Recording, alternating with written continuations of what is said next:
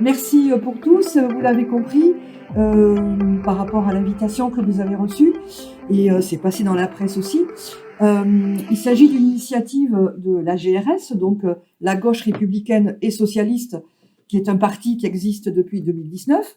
Et nous étions avec le Parti communiste et d'autres, les partis membres de la Fédération de la gauche républicaine, ensemble pour les européennes. Hein, donc voilà, il y a maintenant un peu un accompagnement, on va dire, depuis quelque temps entre plusieurs partis de gauche qui nous permettent d'essayer d'être un peu plus forts, quoi, ensemble. Et donc cette initiative, la GRS des Landes a souhaité l'appeler éclairage, pour être un clin d'œil aux lumières, déjà, parce que nous considérons qu'il y a de plus en plus de gens qui veulent éteindre les lumières, ou en tout cas considérer que les lumières seraient anti-universalistes, seraient racistes, seraient être de droite si on était pour les lumières. Donc là, il y a un non-sens historique et idéologique, d'où le nom donc de l'initiative. Alors cette initiative, en fait, va engendrer un cycle de conférences-débats, de tables rondes, d'ateliers, de travail. Donc, on a démarré par une session qui est une grande question. Être de gauche, c'est quoi? C'est une question. Hein. Et j'ai profité finalement de la présence de David Kaila, qui est enseignant-chercheur en économie à l'Université d'Angers. Donc, j'ai profité de sa présence dans le Sud-Ouest pour qu'il démarre ce cycle avec une question plus économique, mais qui... L'économie, c'est aussi de la politique, hein, et c'est répondre à cette question, est-ce que la gauche peut combattre le néolibéralisme? Et c'est vrai qu'on accuse souvent la gauche d'être un peu trop théorique, utopiste, et de ne pas avoir d'idées concrètes, mais je pense que David va nous montrer qu'on peut avoir des idées pour combattre le néolibéralisme. Si je peux ajouter, David, tu es membre aussi des économistes atterrés, et David a écrit plusieurs livres, notamment sur néolibéralisme et populisme, et d'autres, hein, tu pourras en parler. Et son tout dernier, qui est justement le sujet de la conférence, eh bien, la gauche peut-elle combattre le néolibéralisme? Alors, l'objectif de la conférence débat, c'est bien sûr, outre le fait d'écouter David, de s'informer, de s'éclairer, de réfléchir, de développer l'esprit critique et d'échanger surtout aussi.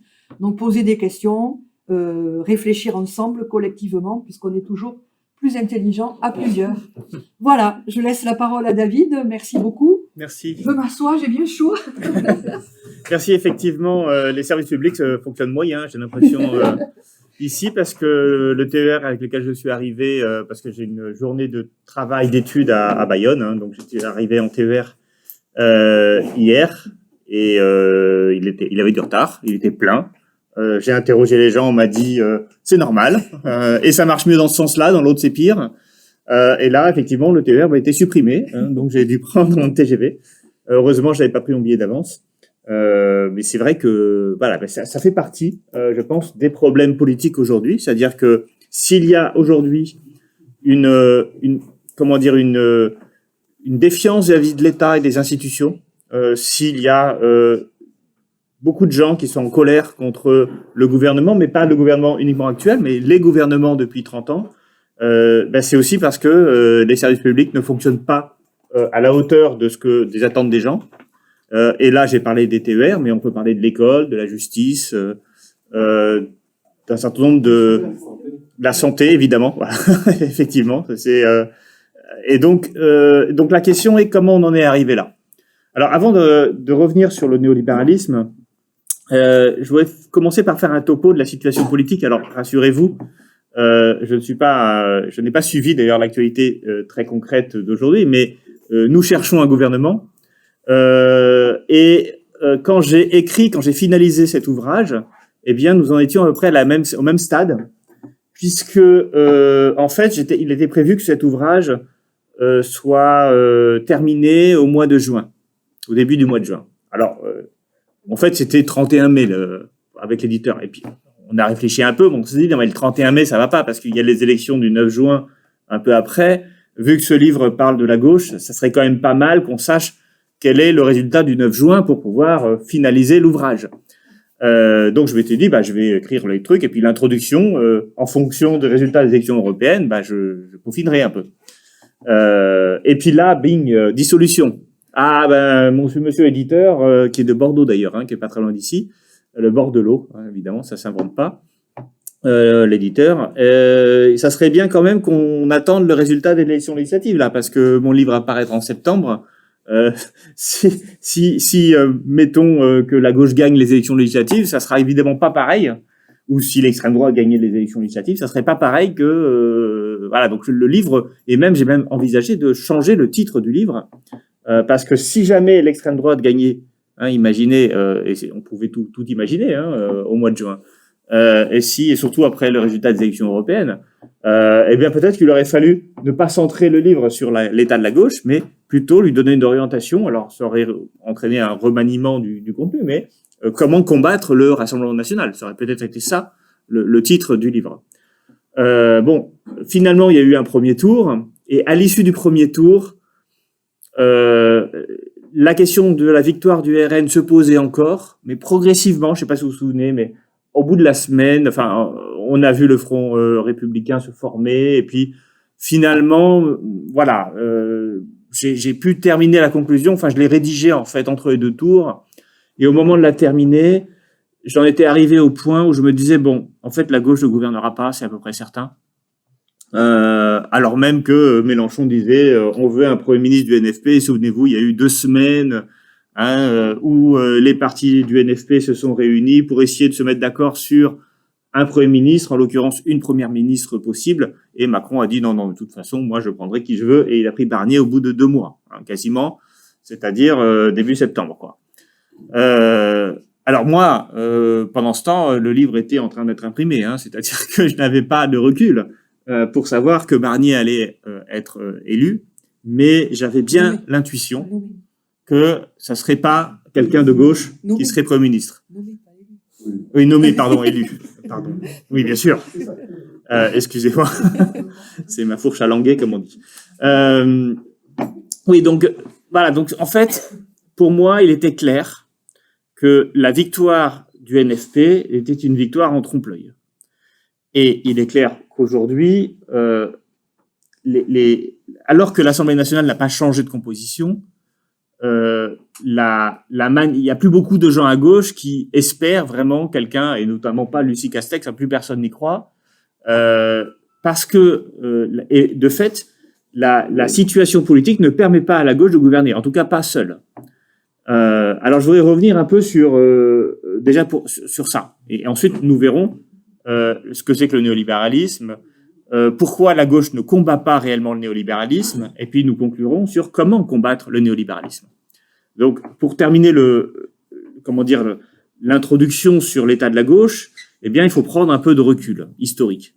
Et alors, la manière de prendre du recul historique, celle que j'ai choisie dans l'ouvrage et que je voudrais refaire ici, c'est de regarder les rapports de force gauche, droite, extrême gauche, centre. Alors, centre, on va voir que la définition du centre n'est pas simple, mais de regarder l'historique aux législatives et regarder l'évolution des scores des différents partis, des différentes forces politiques au premier tour des élections législatives. Alors bien sûr, ce premier tour, il n'est pas le même selon qu'on ait des partis de gauche qui se présentent en ordre dispersé ou, au contraire, qu'ils s'unissent, comme ça a été le cas pour la NUPES ou pour le NFP. Mais on peut évidemment additionner les scores parce que finalement, le vote du premier tour, c'est un vote d'adhésion. Et donc, ça permet de voir comment les partis de gauche, finalement, réussissent à agréger des voix au premier tour avant que les barrages républicains, les désistements, les calculs du second tour apparaissent. Et je trouve même que le score de législative est plus intéressant que le score à la présidentielle, parce que à la présidentielle, encore une fois, on retrouve ces questions de deuxième tour, de premier tour, alors que législative, finalement, il y a beaucoup d'élections. Les enjeux apparaissent moins importants parce qu'effectivement, ils vont moins déterminer la politique nationale que la présidentielle, qui aujourd'hui, malheureusement, comme elle est placée avant les législatives, c'est elle qui va déterminer beaucoup de choses. Et donc, si on fait cette comparaison des scores électoraux du premier tour, eh bien, on voit un certain nombre de phénomènes apparaître. Alors moi, j'ai un petit graphique, alors je vais pas vous le présenter là parce que vous verrez rien, mais il est dans l'ouvrage, en introduction. J'ai repris les scores des différents blocs depuis 1993. Alors souvenez-vous d'ailleurs, 93, eh bien c'est un bloc gauche-droite, et puis c'est une grande défaite pour le Parti socialiste, c'est deux blocs, gauche et droite, et puis un peu l'extrême droite. Et puis progressivement, on va voir les rapports de force. Alors 93, la gauche fait 37% des voix, la droite 44%, donc marée bleue. Le Rassemblement national, enfin le Front national à l'époque fait un peu moins de 13%, l'extrême droite, et l'extrême gauche fait peu. Et progressivement, on va voir ces yo-yo entre gauche et droite. 97, victoire de la gauche. 2002, à nouveau défaite de la gauche, avec un score similaire à celui de 93 en réalité. Et puis, à partir de 2007, on a François Bayrou, et donc le centre, le MoDem à l'époque, qui fait un score de 7%. Mais la gauche perd à nouveau, et elle regagne le suffrage, les législatives, après l'élection de François Hollande en 2012. Et là, elle fait son plus haut score historique. Alors là, quand je dis la gauche, je prends tous les partis du NFP. Voilà, c'est-à-dire tous les partis de gauche qui seront dits comme tels. Et en 2012, l'ensemble de la gauche, au premier tour de législative, fait 46,77%.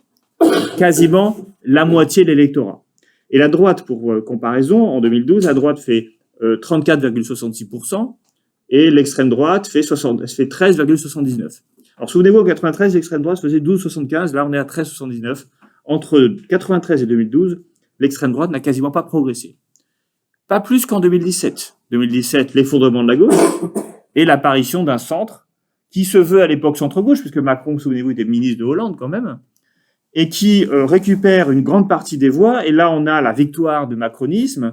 Et aux législatives, eh bien, quasiment un tiers des voix, 32,33% des voix, se focalisent sur Macron.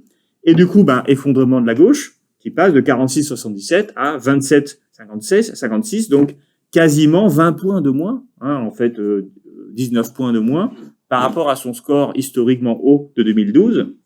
Et l'extrême droite, encore elle, si on regarde les scores, elle augmente pas plus, puisqu'on a 13,5%, c'est-à-dire moins qu'en 2012. Et là, à partir de 2017, il va y avoir un phénomène, un double phénomène qui va apparaître.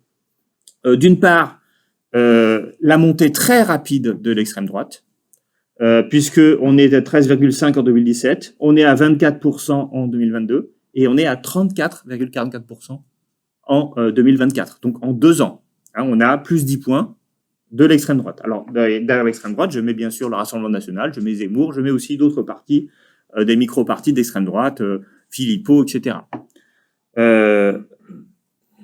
Parallèlement à ça, on a une baisse du score de la droite classique, de la droite LR. Parce qu'elle ne s'était pas effondrée, souvenez-vous, en 2017, François Fillon, malgré les affaires, il avait fait un score qui n'était pas ridicule, de quasiment 23%. Enfin, je parle des législatives encore, mais il avait fait un score qui n'était pas ridicule. Les législatives, la droite tient bien, mais elle perd quasiment 10 points entre 2017 et 2022. Et puis, elle perd encore entre 2022 et 2024. Elle arrive à 11,4%. Et donc, la conséquence, c'est quoi? Eh bien, c'est le centre, entre guillemets, qui se droitise et qui récupère une grande partie des voix de LR, et l'extrême droite, donc, qui progresse. Et dans ce cas-là, que fait la gauche? Eh bien, en fait, elle ne progresse pas. Et ça, c'est paradoxal, parce que les dernières législatives, 2024, c'était quand même une victoire du NFP. Pourquoi? Parce que c'était la première force. Première force, oui, mais parce qu'elle était réunie. Parce qu'on n'avait pas, comme auparavant, les partis qui se présentaient en ordre dispersé. Mais quand on regarde le score du premier tour du NFP aux législatives, eh bien, on a 29,78%. Alors, je ne mets pas le NFP, je mets aussi les autres partis de gauche qui n'étaient pas du NFP. Donc, je prends, encore une fois, toute la gauche. NFP, c'est 28%. Si on prend toute la gauche, on est 29,78%. En 2022, le NFP est plus faible, enfin la NUPES est plus faible parce que, souvenez-vous, il y avait la gauche républicaine globalement ou les autres gauches qui faisaient 4-5%. Mais le score cumulé était à 29,36%. Donc ça veut dire qu'entre 2022 et 2024, on est passé de 29,36% à 29,78%. Il n'y a aucun progrès. Et en 2017, l'effondrement de la gauche à cause de l'apparition de Macron, eh bien, on était à 27,56. Donc, ça veut dire qu'entre 2017 et 2024, la gauche a progressé d'un peu plus de 2 points de pourcentage. Donc, elle a stagné. Enfin, je vous dis ça parce que les discours sur les victoires de la gauche, sur la gauche qui mérite d'être Premier ministre, en fait, se font sur un fond où la gauche représente moins d'un tiers du score électoral. Et en réalité, moins de 30%. Parmi les trois blocs, on parle de la tripolarisation voilà. Alors, effectivement, où est-ce qu'on met LR? Bon, on pourrait le mettre avec macronistes, parce que finalement, ils gouvernent plus ou moins ensemble, c'est le socle commun. Eh bien, si on ajoute LR aux macronistes, eh bien, on a 32,6%, et puis on a 34,4% pour le RN, et puis on a moins de 30% pour la gauche. Donc, parmi les trois blocs, le bloc de gauche est le plus faible. Et ça explique d'ailleurs que au second tour des élections, c'est toujours le RN contre les macronistes. C'est pas la gauche. Et alors après, on peut dire oui, mais Roussel, tout ça, vous savez, le grand discours de la France insoumise. Mais en fait, structurellement, la gauche est le plus faible des trois blocs. On le voit aux législatives. Là, il n'y a pas de question de Roussel ou quoi que ce soit. Mais on le voyait aussi en 2022 aux législatives de la même façon. Et on le voit donc aux présidentielles. Je dis ça parce que la France insoumise demande une démission du président en disant on va gagner l'élection présidentielle. Oui, mais il faudrait quand même passer au-delà de 33%. Si on a trois blocs et qu'on fait moins de 30%, on n'a aucune chance de gagner la présidentielle. Je veux dire, voilà, il faut la majorité, elle est à 33%, on va dire. Si les trois blocs sont à peu près égaux. Un bloc qui fait moins de 30%, il n'a aucune chance de gagner la présidentielle. Donc, du coup, la question qui se pose, c'est que fait-on pour passer, alors au moins les 33%, et évidemment, si on veut vraiment être majoritaire dans un pays, et qu'on ne veut pas avoir deux blocs contre soi qui nous empêchent de gouverner, il faudrait même passer les 50%. Donc là, il y a une marge énorme pour passer de moins de 30% à plus de 50%. Il faudrait qu'on retrouve le score de la gauche lorsqu'elle a gagné, c'est-à-dire en 97, 44%, en 2012, 46,7%, et puis auparavant, en 88, je ne vais pas revenir trop loin, mais la réalité, c'est que le score actuel de la gauche est le plus faible historiquement depuis 2017. Et malgré une cure d'opposition, eh bien, elle n'a pas vraiment progressé. Voilà, donc ça, je pense que c'est important d'avoir ces chiffres en tête, parce que malheureusement, je trouve que dans le discours, et en particulier des leaders de gauche, il n'y a pas vraiment ce constat d'échec. Alors pourquoi il n'y a pas ce constat d'échec? Parce que ça implique une remise en cause. Parce que si on échoue, il faut changer. Or, on voit bien que personne ne change. Aussi bien la gauche socialiste que la gauche France Insoumise, que la gauche Cazeneuve, ils sont tous sur leur créneau, leur posture, et c'est la faute des autres si ça marche pas, quoi, en gros. Mais il n'y a pas de cohérence, et il y a des alliances qui sont des alliances électorales, et dont on voit bien aujourd'hui, on mesure que derrière ces alliances électorales, il n'y a pas vraiment de projet commun. Bon. Alors, j'étais un peu long là-dessus. C'est pas ma spécialité, l'analyse politique, mais c'est cette analyse politique qui explique pourquoi j'ai voulu écrire ce livre. Pourquoi? Parce que je me suis dit, il faut un projet commun, et il faut qu'on arrive à se mettre d'accord, au moins sur quelque chose. Alors, vous savez, un projet constructif, c'est toujours plus compliqué à trouver qu'un projet qui dit non, qui critique en quelque sorte. Et tout le monde à gauche critique le néolibéralisme. Le PS, la France Insoumise, les Verts, tout le monde critique le néolibéralisme.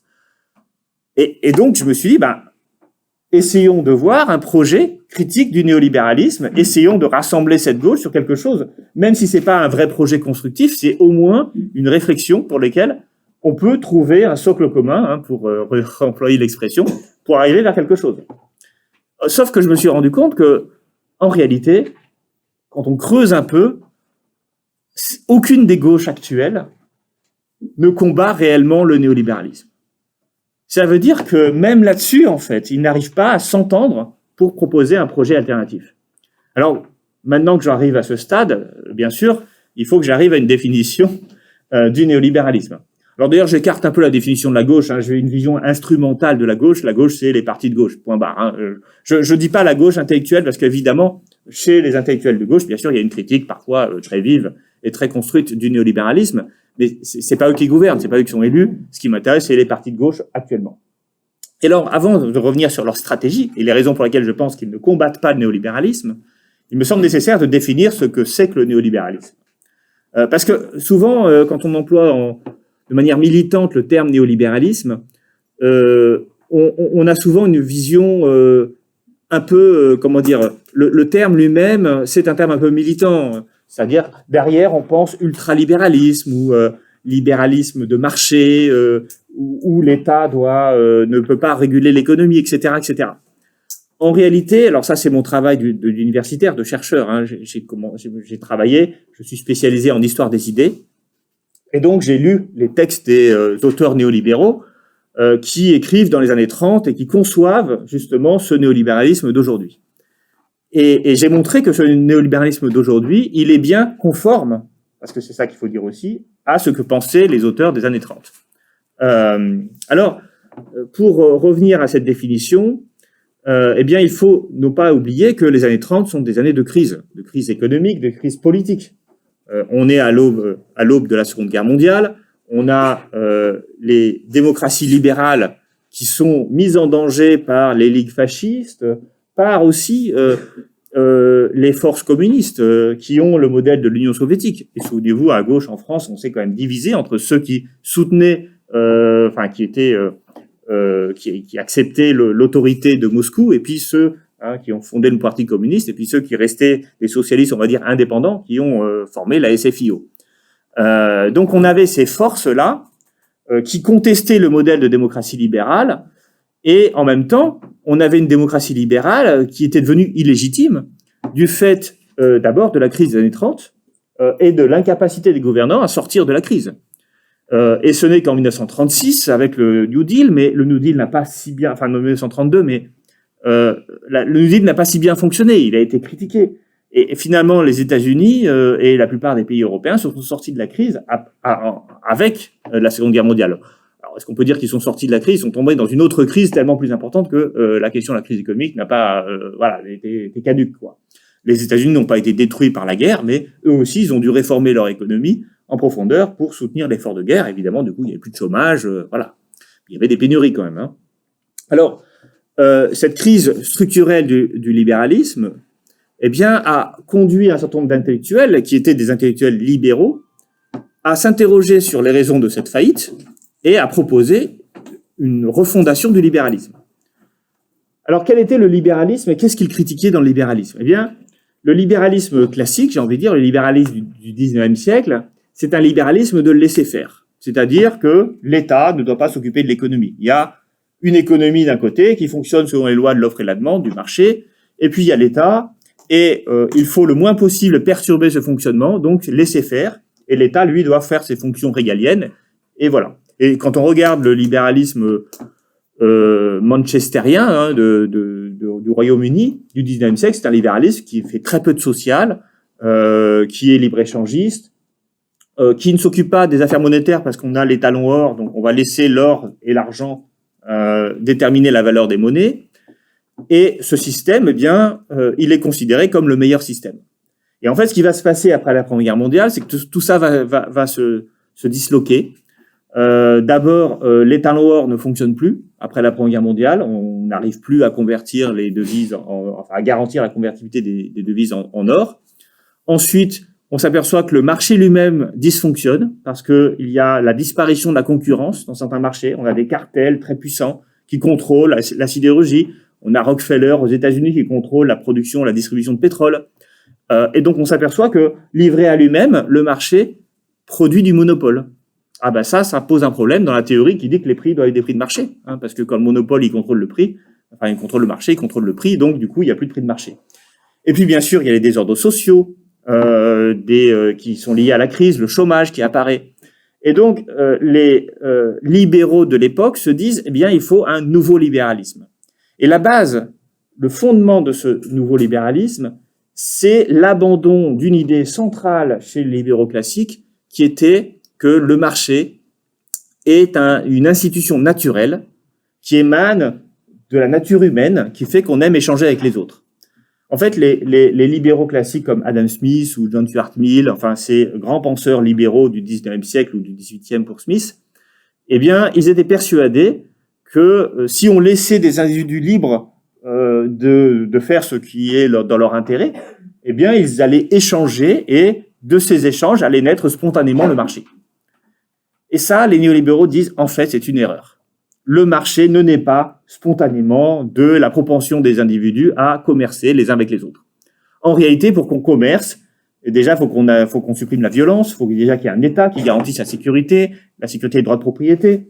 Et puis, en fait, quand on regarde un peu plus profondément ce que c'est qu'un marché, eh bien, il ne peut fonctionner encadré par des institutions juridiques et par des États qui l'organisent.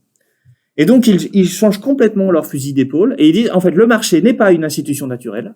C'est une institution qui ne peut émerger, enfin, qui est construite par l'État, qui ne peut pas uniquement garantir les droits de propriété. Il faut aller un peu plus loin. Il faut faire fonctionner correctement le marché. Il faut garantir aux petits producteurs qu'il ne sera pas écrasé par le gros producteur. Il faut garantir la libre concurrence. Il faut créer une monnaie, parce que c'est ça que veut dire la fin de l'État noir, c'est-à-dire qu'il n'y a pas de monnaie naturelle. On ne peut pas avoir juste de l'or et l'argent comme monnaie. Il faut qu'on puisse avoir des monnaies non indexées sur l'or et l'argent. Et même le libre-échange, ce n'est pas l'absence de contrôle, l'absence de régulation. Le libre-échange, c'est des contrats, des traités signés entre pays qui nécessitent une garantie de l'État. Regardez le traité de Mercosur. Alors, on ne sait pas comment il est, parce qu'on personne l'a vu, enfin, à part les négociateurs, mais on sait qu'il fait plein de pages. Donc, c'est un système extrêmement régulé, en fait. Mais régulé dans le sens du libre commerce. Mais ce que je veux dire, c'est que ce n'est pas l'absence d'intervention de l'État, le libre-échange, du point de vue néolibéral. Et donc, cette nouvelle conception du marché comme étant une institution artificielle qui ne peut exister, qui ne peut s'épanouir, qui ne peut être efficace et rendre les services qu'ils sont censés rendre à la société, ne peut le faire que accompagné par l'État. Donc, au lieu d'avoir un État d'un côté et un marché de l'autre, eh bien, on a un marché et un État qui sont imbriqués l'un dans l'autre. Et en fait, c'est ça le fondement du néolibéralisme. Et c'est écrit tel quel par les auteurs néolibéraux de l'époque, notamment par les Allemands qu'on qualifie parfois d'ordolibéraux. Mais l'ordolibéralisme allemand, en réalité, c'est du néolibéralisme. Et c'est eux, avec des Français, qui vont concevoir ce néolibéralisme et qui va ensuite s'exporter aux États-Unis avec Milton Friedman et d'autres. Alors, concrètement, quelle est leur idée du rôle du marché? Parce qu'on voit bien que le marché est important, mais à quoi il sert du point de vue des néolibéraux? Eh bien, le marché, il a deux fonctions, en quelque sorte. D'abord, la première fonction, c'est de se reposer sur l'initiative privée pour créer des offres et des demandes. Donc, certains vont produire et offrir, d'autres vont consommer et donc demander. Et en fonction des comportements des uns et des autres, eh bien, va émerger un prix. La concurrence entre les demandeurs fait que les prix vont augmenter. La concurrence entre les offreurs fait que les prix vont baisser. Et ce système-là, ce système de l'offre et la demande, va faire émerger des prix qui sont des prix de marché. Donc la première fonction du marché, nous disent les néolibéraux, c'est de créer des prix, c'est de faire émerger des prix.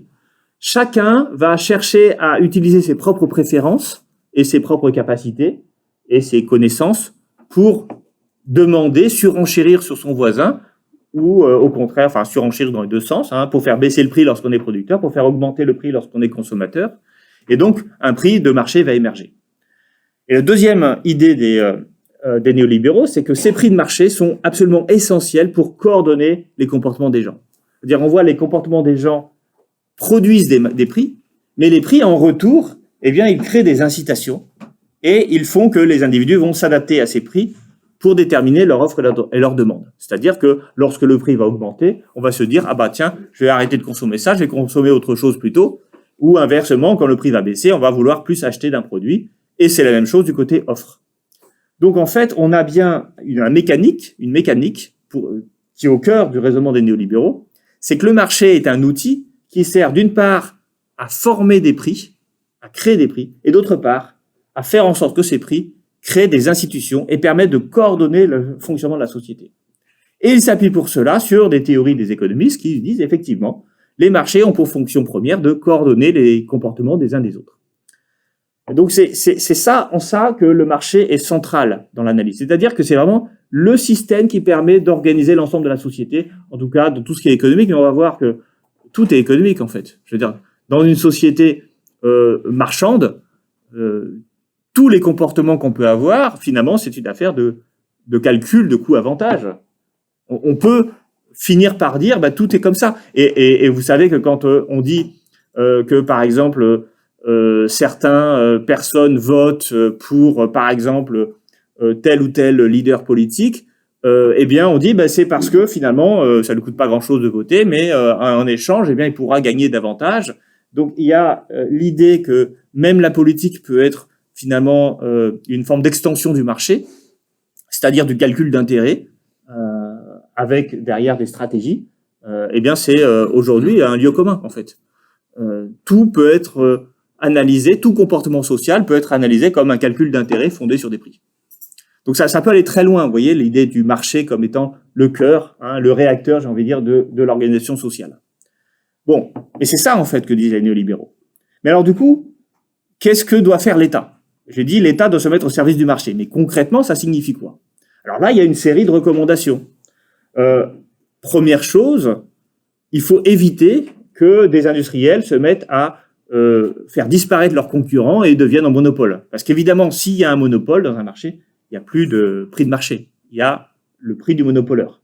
Donc, il faut établir des autorités de la concurrence pour réguler la concurrence, pour interdire, par exemple, des fusions entre entreprises qui feraient qu'on aurait soit un monopoleur, soit un abus de position dominante. C'est-à-dire, on serait tellement fort que même en n'étant pas en monopole, on arriverait à imposer ses conditions à ses clients, par exemple, ou à ses fournisseurs. Deuxième chose, il faut garantir le libre-échange. Oui, parce que le libre-échange, du point de vue néolibéral, c'est extrêmement important. C'est extrêmement important parce que ça agrandit la taille du marché. Et plus le marché est grand en taille, plus il est efficace. Moins il y a de risque d'avoir des monopoleurs. Plus il y a d'informations qui est amenée et qui permet de produire un prix plus pertinent. Parce que l'idée, encore une fois, la création du prix, c'est aussi d'avoir un prix qui soit pertinent, c'est-à-dire qui agrège les informations détenues par les agents. L'idée de l'agrégation du prix de l'information par le prix, c'est l'idée que si moi j'ai une information qui fait que cet objet-là en particulier, il peut avoir une utilité auquel personne n'a pensé. Moi, je sais que ce métal, il va être super utile pour produire tel alliage qui va me permettre de produire tel produit. Mais les autres ne savent pas. Je suis un ingénieur, un inventeur et j'ai inventé ça. Mais du coup, je vais acheter beaucoup de ce métal et ça va faire augmenter le prix. Et donc, l'information que j'ai de l'utilité de ce métal que les autres n'ont pas, et là, elle va se retrouver dans le prix par mon comportement d'achat. Donc, vraiment, il y a une forme d'algorithme, en fait. Le marché, c'est comme un algorithme qui va rassembler les informations détenues par les gens et les agréger, ces informations, dans un prix qui va, du coup, permettre de coordonner le reste de la société par des mécanismes d'incitation. Bref, donc le libre-échange permet de rendre le marché plus efficace parce qu'il agrandit le marché et donc il agrandit la qualité de l'information que peut agréger le marché. Alors j'ai conscience que ce que je dis c'est un peu théorique, mais il faut comprendre que les néolibéraux, c'est des purs universitaires. Donc ils ont toutes ces théories dans la tête lorsqu'ils conçoivent leur modèle. L'interdiction des prix réglementés. Ah oui, parce que dès que l'État décide d'un prix quelconque, eh bien, c'est forcément un prix qui est soumis aux arbitrages des forces en présence, mais qui n'est pas un prix naturel et qui donc n'est pas un prix efficace. Et même, ils ont une théorie, si l'État décide d'un prix, eh bien, ça va fausser les comportements et ça va forcément générer des gaspillages. Donc, il faut interdire les prix réglementés. Alors ensuite, si on veut que les prix aient du sens, il faut éviter les épisodes d'inflation. Parce que l'inflation, c'est toujours une redéfinition des équilibres. Et ça peut entraîner des difficultés dans le calcul des agents lorsqu'ils veulent calculer sur 10 ans ou 20 ans un investissement, calculer le bénéfice qu'ils peuvent attendre d'un investissement. Si l'inflation ressurgit à un moment et puis elle redescend après, on ne sait plus comment calculer les choses. Donc, limiter l'inflation, vu qu'on n'a plus d'étalon or parce qu'on a renoncé à l'étalon or, parce que ça ne marche plus, alors il faut que l'institut qui émet de la monnaie, la Banque centrale, ait une politique anti-inflationniste. C'est là qu'on va voir, par exemple, la Banque centrale européenne avec un mandat de lutte contre l'inflation, de stabilité des prix, qui est le seul mandat réel qu'elle est. Un mandat impératif, on peut dire. Cinquième élément, il faut maintenir un certain ordre social. Alors ça, c'est intéressant parce que c'est très peu connu. On voit les néolibéraux comme des fanatiques du marché. Mais les néolibéraux ont conscience des limites du marché. Encore une fois, ils sont constitués en tant que collectif de pensée par l'échec évident du marché dans les années 30. Donc ils se disent, bien, ce qu'il faudrait, c'est quand même qu'il y ait un marché, bien sûr, qui coordonne l'activité économique, mais en même temps, d'un autre côté, s'il y a des gens qui sont laissés pour compte, ils vont se révolter, ils vont devenir communistes ou fascistes. Bon, il ne faut pas. Donc, il faut maintenir un ordre social en versant aux gens des allocations. Alors, les allocations en espèces, en l'occurrence, les allocations en monnaie, en argent, ça permet à ces gens de rendre le marché légitime, parce que finalement, c'est avec cet argent qu'ils vont pouvoir acheter des choses. Et donc ça, tous les néolibéraux disent, certes, il ne faut pas que l'État produise des services publics, parce que ça fausse le marché.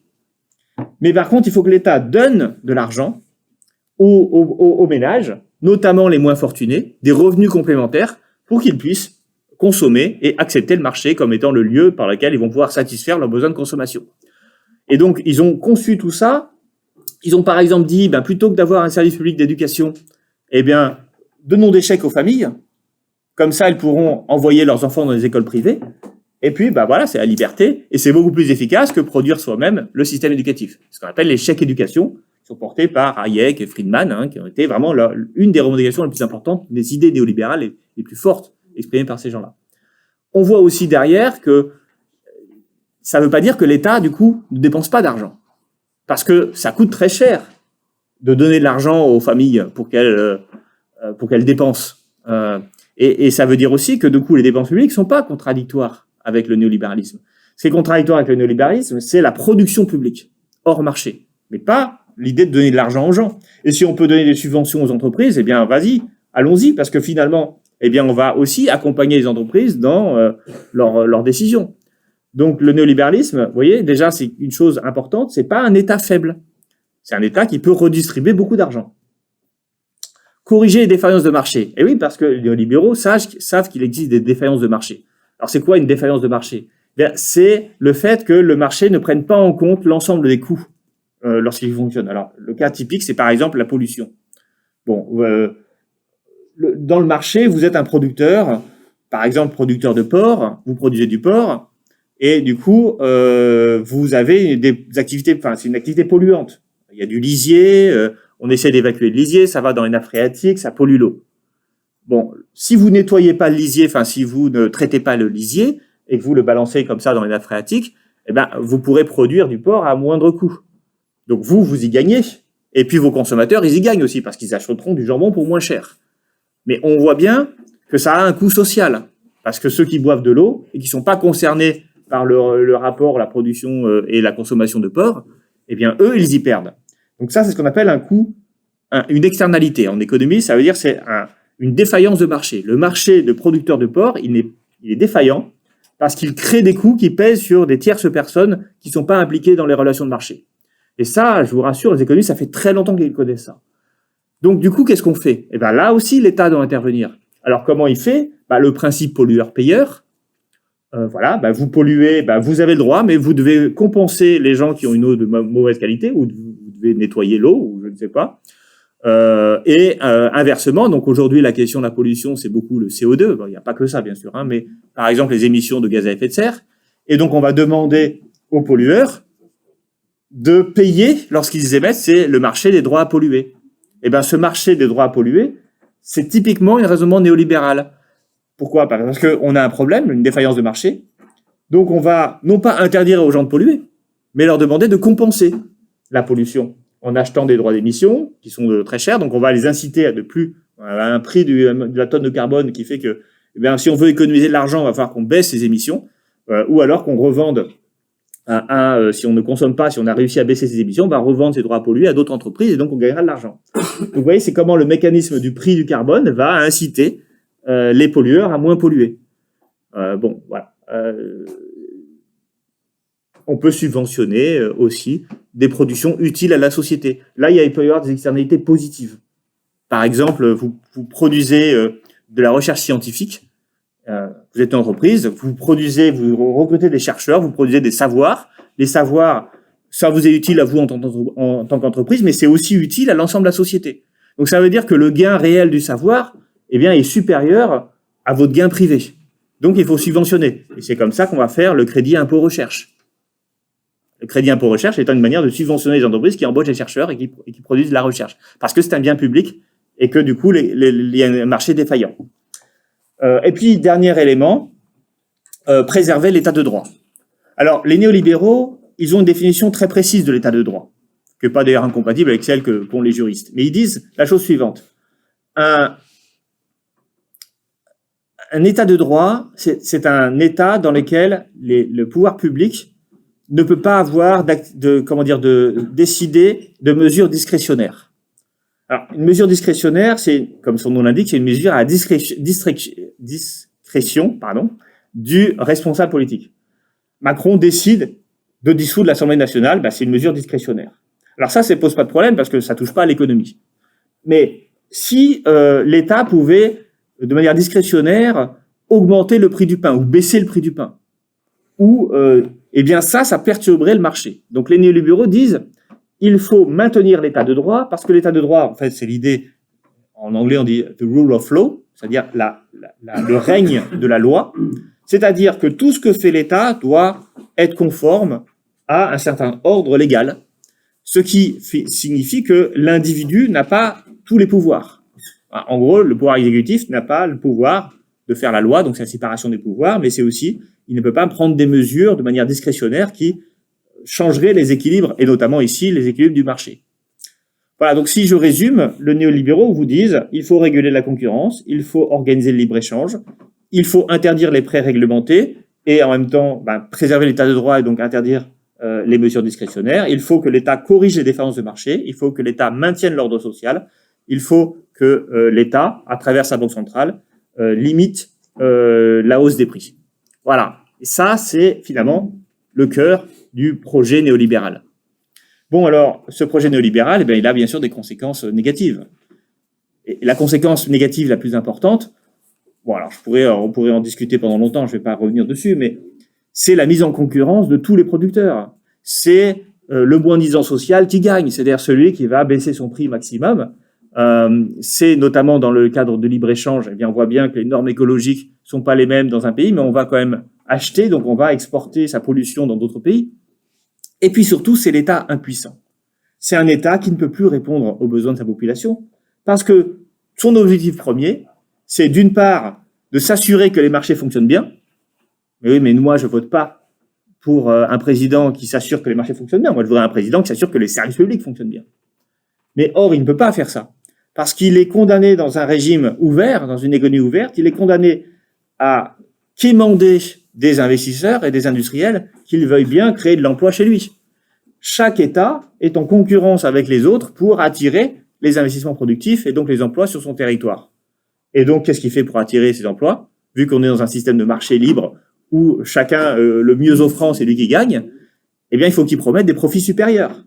Et comment fait-il pour promettre des profits supérieurs? Eh bien, soit il baisse les salaires à travers des réformes du marché du travail qui font que les syndicats peuvent moins bien négocier des hausses salariales, soit il va augmenter les profits par la baisse de la fiscalité des entreprises. Et donc, en fait, le monde néolibéral, c'est un monde invivable. C'est un monde où tous les pays sont en concurrence avec les autres pays pour attirer chez eux les investisseurs pour créer de l'emploi. Et c'est un mécanisme, c'est une fuite en avant vers le moins-disant social, le moins-disant fiscal, le moins-disant écologique. Et après, on nous explique qu'il faut sauver la planète en consommant citoyen, et on voit très bien ce que ça a derrière, parce que finalement, c'est aux consommateurs, et là encore, c'est le marché, de résoudre tous les problèmes du politique qu'il ne peut plus résoudre, parce qu'il est dans un cadre où, en fait, il ne peut plus agir. C'est ça qu'il faut comprendre, je pense, pour comprendre la raison pour laquelle les gens, aujourd'hui, ont une défiance absolue vis-à-vis du politique. Et c'est légitime, cette défiance. Parce que le politique ne s'occupe plus d'eux, il s'occupe de faire fonctionner le marché. C'est le moteur actuel du néolibéralisme, c'est des politiques qui vont organiser le marché, organiser la concurrence et s'occuper quasiment exclusivement de cela. Là, prenons l'exemple de l'électricité. C'est quand même important pour les gens, le prix de l'électricité. Auparavant, c'était des prix régulés. C'était l'État qui contrôlait le producteur, qui était un monopole, EDF. Et donc, le prix de l'électricité, si on voulait qu'il baisse, on votait pour un gouvernement qui allait nommer un ministre de l'électricité qui allait baisser le prix de l'électricité. Alors, je dis pas qu'il faut toujours baisser le prix de l'électricité, parce que, bien sûr, après, il faut rémunérer, mais à la limite, on pouvait baisser le prix de l'électricité et puis compenser avec des subventions à EDF, qui était monopole national. Aujourd'hui, on a des prix de marché. L'État ne peut pas baisser les prix de l'électricité. Et il l'a dit, c'est quand les prix de l'électricité ont augmenté, qu'est-ce qu'il a fait? Il a fait des chèques énergie. Et ça vous rappelle rien, les chèques énergie? C'est la même chose que ce que recommandait Friedman quand il disait on va faire des chèques éducation. La politique du chèque, c'est une politique néolibérale. La politique du contrôle des prix, c'est l'antithèse d'une politique néolibérale. Et si l'État français ne pouvait pas faire autrement que de compenser les hausses d'électricité en faisant des chèques aux ménages, aux entreprises, à tout le monde, ça coûtait très très cher. Hein. C'est parce qu'il n'avait pas le droit de faire autrement. 40 milliards. Voilà, c'est ça.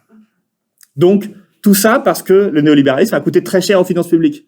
Ah, vous comprenez que le néolibéralisme, on peut être en déficit et avoir d'énormes dépenses publiques et être néolibéral. Je dis ça parce que sur Twitter, très souvent, les gens disent « Mais comment peux-tu dire que la France est néolibérale alors qu'on a 56% de dépenses publiques ?» Mais regardez où vont les dépenses publiques. Elles vont aux retraites. Alors, c'est très bien, je suis sûr qu'il y a des retraités ici. Je ne veux pas faire polémique, mais 14% du PIB, c'est-à-dire un quart des dépenses publiques,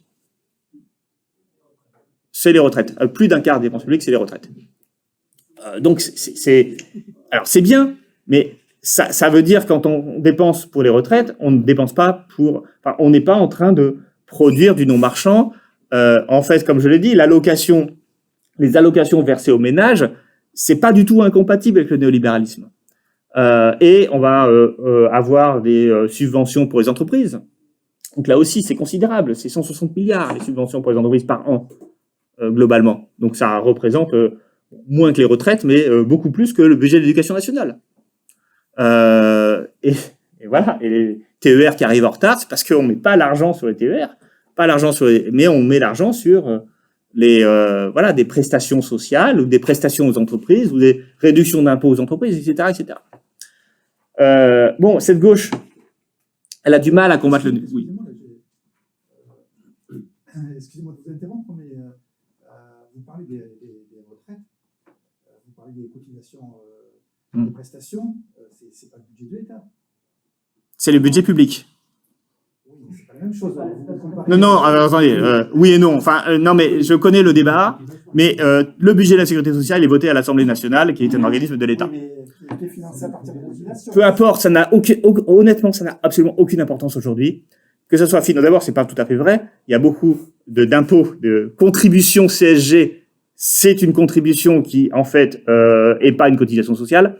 Le CRDS aussi, mais je vais pas rentrer là-dedans parce que c'est un débat. Je pense, honnêtement, en tant qu'économiste, je pense que c'est un débat sur le sexe des échanges. Parce que les cotisations sociales sont décidées par l'État, par l'Assemblée nationale, qui peut les baisser, les augmenter. Et voilà, c'est symbolique. On peut discuter si vous n'êtes pas d'accord, mais en réalité, aujourd'hui, il n'y a pas de sécurité sociale indépendante de l'État. C'est pas vrai. Il n'y a plus d'élection à la sécurité sociale. Ça a été vrai. Non, mais bien sûr, par le passé, ça a été vrai. Enfin, ça a été vrai pas longtemps, hein, en réalité. Mais maintenant, ce n'est plus vrai. Voilà. Voilà.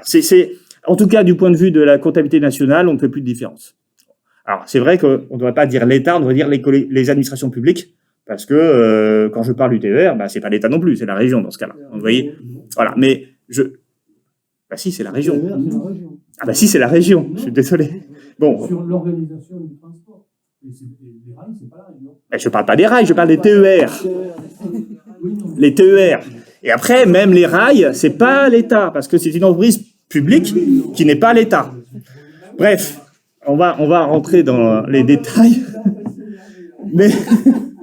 Mais en plus, je suis désolé, je suis un peu en retard, mais je vais maintenant avancer sur la gauche néolibérale. Parce que la raison pour laquelle la gauche ne combat pas le néolibéralisme, en tout cas une partie de la gauche, c'est qu'elle est profondément néolibérale. Elle est profondément d'accord avec ce néolibéralisme. Et non seulement elle est d'accord, mais elle l'a mis en œuvre de manière enthousiaste. Qui a dérégulé les mouvements de capitaux? Qui a organisé la concurrence comme étant le moteur des services publics? C'est Jacques Delors. C'est Jacques Delors avec le traité, le marché unique, enfin l'acte unique, pardon. L'acte unique signé en 86. Alors pour moi, l'acte unique est beaucoup plus important structurellement que le traité de Maastricht.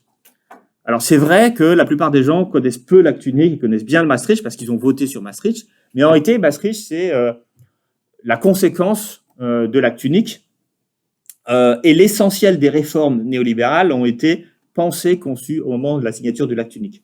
Parce que c'est lui qui va libéraliser tous les services publics. C'est lui qui va ouvrir les marchés les marchés de capitaux et interdire aux États de contrôler les mouvements de capitaux. Alors, j'insiste beaucoup sur la question du contrôle des mouvements de capitaux. Qu'est-ce que c'est les mouvements de capitaux? On parle des mouvements internationaux de capitaux, c'est-à-dire le fait de pouvoir faire circuler l'argent d'un pays à l'autre. Auparavant, on pouvait bien sûr faire circuler l'argent. On pouvait aller aux États-Unis, retrouver des dollars, etc. Mais il y avait un contrôle, c'est-à-dire que l'État pouvait interdire à une entreprise étrangère de racheter une entreprise française, et inversement, on pouvait interdire à un Français d'aller racheter une entreprise à l'étranger. Ce contrôle des mouvements de capitaux, eh bien, il était important, notamment, il explique la raison pour laquelle il n'y avait pas de paradis fiscaux, ou très peu à l'époque. Pourquoi? Parce que on pouvait pas frauder le fisc, parce que il fallait que ça passe, il fallait qu'il y ait un contrôle. Alors, en fait, l'État contrôlait pas tout, bien sûr, c'est les banques qui contrôlaient pour l'État et qui en référaient au préfet, etc. Bon, je connais pas les modalités réelles de ce contrôle des mouvements de capitaux, mais il était possible et était permis par la loi. Aujourd'hui, il est interdit par les règles européennes. Ça veut dire que quand vous avez une entreprise qui décide de créer une succursale fictive en Irlande pour échapper au fisc, et qu'elle verse beaucoup de millions, bien sûr, à cette entreprise, eh bien, on n'a pas le droit de l'empêcher. On n'a même pas le droit de lui demander la légitimité de ces flux. C'est-à-dire, on n'a pas le droit de dire, mais pourquoi vous avez tant de millions qui vont en Irlande, là? Parce que ce droit est aussi un droit de ne pas être contrôlé. Vous voyez, c'est comme si on avait des frontières. Schengen, c'est ça. On interdit aux États de contrôler les déplacements de population dans un pays territoire de Schengen. Mais en fait, il peut le faire de temps en temps. Il y a des possibilités de rétablir des contrôles aux frontières. Mais là, en plus, l'interdiction des mouvements de capitaux, c'est pas uniquement pour les pays européens, et pour tous les pays du monde. Donc même un Singapour, qui n'est pas membre de l'Union européenne, eh bien, vous n'avez pas le droit de contrôler les mouvements de capitaux. Donc ça, c'est l'acte unique. La libre concurrence, le démantèlement des services publics, c'est l'acte unique. Alors ça n'a pas arrivé dès 86, la libéralisation du marché de l'électricité, c'est les années 2000. Et puis le ferroviaire, c'est en ce moment. Enfin, il y a encore là la question de la démantèlement du fret. C'est pour ça qu'il y a des grèves à la SNCF en ce moment. C'est long tout ça, c'est sur la durée. Mais c'est lancé en 86 et ça va se décliner en directive de manière constante jusqu'à aujourd'hui. Et donc, la création du marché unique par Delors, c'est bien la création d'un environnement où le capital et le travail peuvent librement circuler et où, du coup, les systèmes productifs sont mis en concurrence en Europe et aussi vis-à-vis des autres pays du monde. Un universitaire britannique, Raoui Abdelal, a publié un livre qui s'intitule en anglais Capital Rules, donc les règles du capital, où il raconte le processus et les décideurs, qui a décidé et qui a organisé la libre circulation du capital. Et il en arrive à la conclusion qu'il s'agit d'un véritable consensus de Paris. Vous savez, le consensus de Washington, on dit souvent, pourquoi le consensus de Washington? Parce que les grands organismes internationaux, la Banque mondiale, le FMI notamment, eh bien, étaient d'accord sur les politiques de libéralisation à mener dans les années 80. Eh bien, lui, il dit, mais il n'y a pas que la libéralisation des consensus de Washington, il y a aussi la libéralisation des mouvements de capitaux. Et là, il se trouve que c'est pas à Washington que c'est décidé, c'est à Paris, avec l'OCDE, et puis avec, alors, c'est pas à Paris, mais c'est des Français à Bruxelles. Et donc, il dit, et même au FMI, Michel Camdessus, eh bien, c'était un Français. Non seulement c'est des Français, mais la plupart d'entre eux étaient des socialistes. Donc, le néolibéralisme qu'on connaît aujourd'hui est une invention en partie française et en partie socialiste. Et ça s'est exporté dans le monde entier. Donc, évidemment, cette gauche-là a organisé le néolibéralisme au nom de l'unité de l'Europe, et aujourd'hui, elle a beaucoup de mal à accepter le fait que elle s'est trompée. Au passage, elle a aussi soutenu les élargissements des années 2000 qui ont renforcé la concurrence et qui ont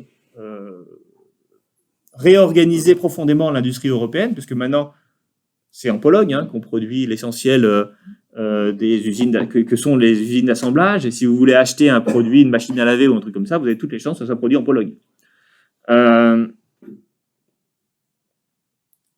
Elle a accompagné les libéralisations, puisque c'est bien dans les années 90 sous Jospin, et les privatisations. Alors, je distingue les privatisations et libéralisations, mais bien sûr, la gauche a fait tout ça. Bon, alors, voilà, donc on a cette gauche-là qui, au nom de l'Union européenne, au nom, même parfois de manière assez hypocrite, de l'organisation, de la régulation de la mondialisation. Hein, c'était, il faut qu'on régule la mondialisation, ben on va faire des règles de régulation, mais ces règles de régulation sont en réalité des règles de dérégulation, c'est-à-dire de mise en concurrence de l'économie européenne avec le reste du monde. Le grand marché unique a été vendu comme un grand marché qui visait à contrôler et à exister face à la Chine et aux États-Unis, mais en réalité, le grand marché unique, eh bien, c'est l'extension de la mondialisation. C'est-à-dire que ce marché unique, il ne protège rien du tout, puisqu'il est ouvert aux quatre vents, puisqu'il admet la libre circulation des marchandises et du capital en particulier. Alors, là-dessus, il y a une autre gauche, bien sûr, qui est aujourd'hui, finalement, la force la plus importante, la France insoumise, mais on va dire la gauche radicale. Alors, radicale, je mets des gros guillemets, mais on pourra en discuter, mais en gros, qui se veut radicale, en tout cas, qui est plus radicale au niveau des politiques économiques que ne l'est le Parti socialiste. Pourquoi ? Parce que le Parti socialiste, il est allé tellement au bout du néolibéralisme sous François Hollande qu'il a été totalement discrédité.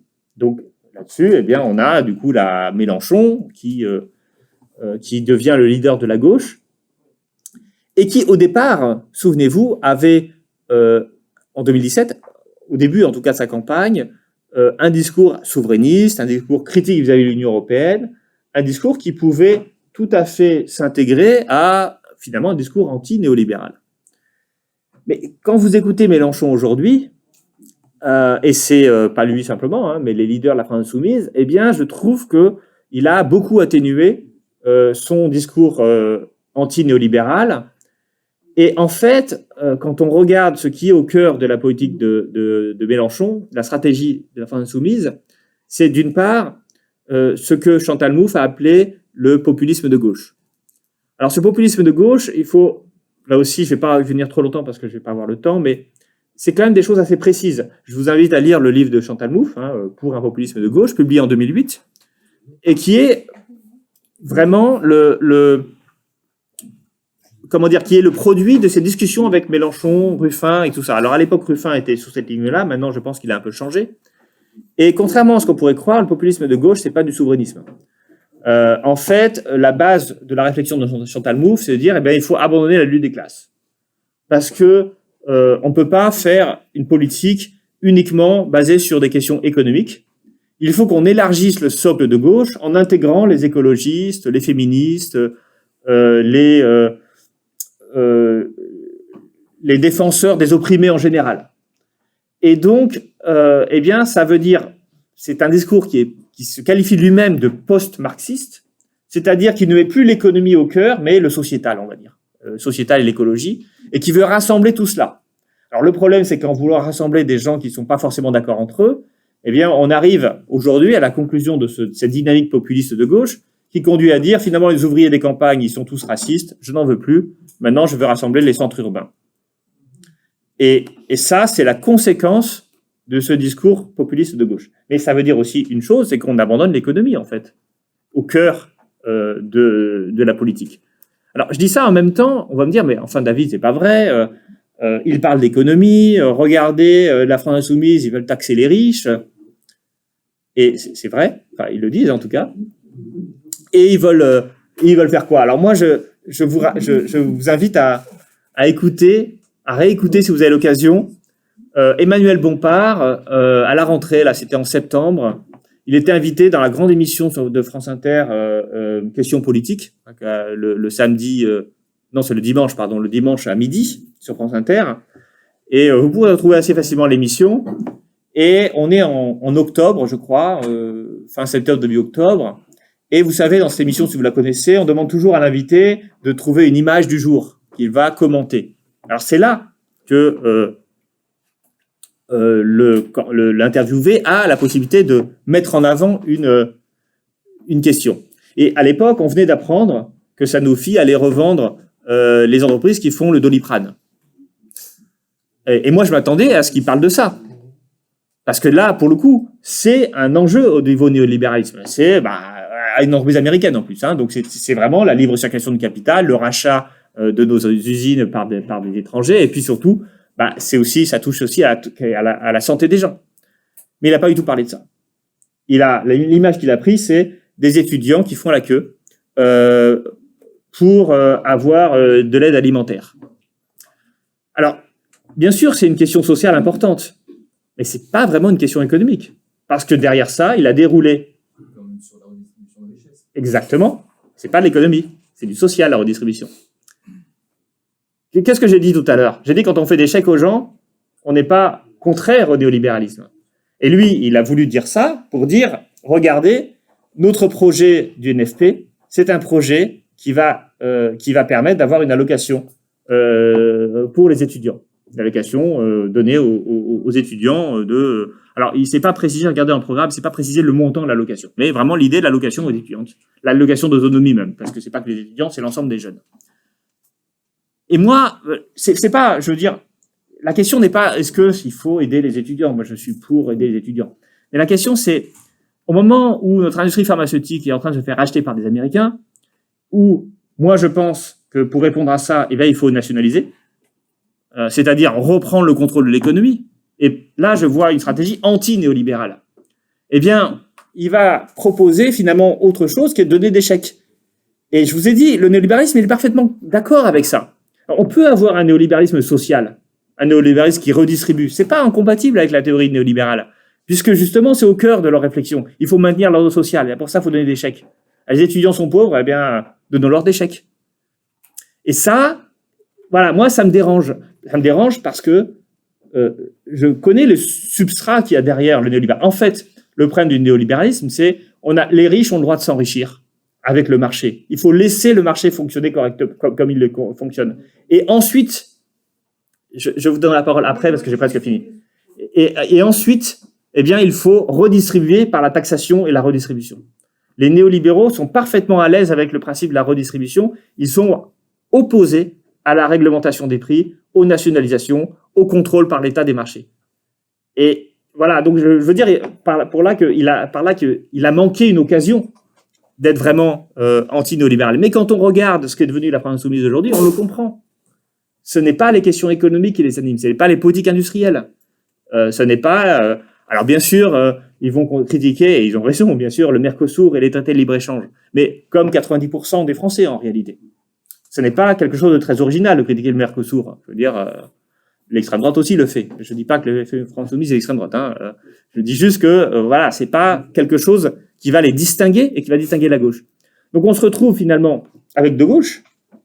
Une gauche qui a créé, qui a accompagné la mise en place du néolibéralisme au nom de l'européanisme, si je puis dire. Et une autre gauche qui, au départ, avait un côté souverainiste et qui a transformé son discours pour des raisons sans doute un parti électoral qui s'est donc dégagé des questions économiques pour aller vers le social et vers le sociétal. Et du coup, qui parle plus beaucoup d'économie. Bref, je termine en conclusion, parce que j'étais très long et je m'en excuse. Mais je voudrais aussi qu'on ait un moment d'échange. Qu'est-ce qu'il faudrait faire?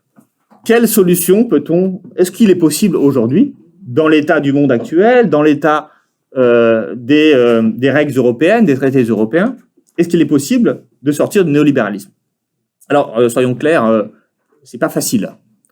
Mais je suis persuadé qu'on a des marges de manœuvre. Encore faut-il avoir des dirigeants politiques qui soient... qui aient conscience du problème et qui soient déterminés pour le résoudre. C'est-à-dire qu'il faut une grande détermination, une grande cohérence dans l'action politique. Il y a deux éléments qui, pour moi, sont des éléments sur lesquels on pourrait prendre appui pour casser un certain nombre de règles néolibérales qui, aujourd'hui, nous empêchent de mettre en œuvre des politiques. D'abord, la question des politiques industrielles. Les politiques industrielles sont incompatibles avec le néolibéralisme. Alors, qu'est-ce que c'est que les politiques industrielles? C'est des politiques qui vont viser à reconstruire des filières industrielles qui peuvent être aussi d'aider les entreprises, par exemple, à produire en baissant le prix de l'électricité. Donc, la question de coût de l'énergie est une question centrale aujourd'hui. la production de voitures électriques, hein, nous disent les fabricants, c'est le coût du travail est 2 à 3 fois moins important que le coût de l'énergie. Bon, ben, du coup, ça sert à rien de baisser le coût du travail. Mais par contre, il faudrait qu'on puisse baisser le coût de l'énergie. Comment fait-on? On a déjà nationalisé EDF. Pas très bien. Eh ben, mettons un bras de fer pour dire, écoutez, maintenant, on vendra le prix de l'électricité au coût de production. On va supprimer tous ces mécanismes marchands et on va investir, l'État va investir dans la production de nouvelles unités de production d'énergie, et puis on va vendre l'électricité moins cher aux industriels qui voudront bien les acheter, et comme ça, ben, on lance déjà en partie la réindustrialisation. Un autre élément que je trouve absolument nécessaire, c'est la question agricole.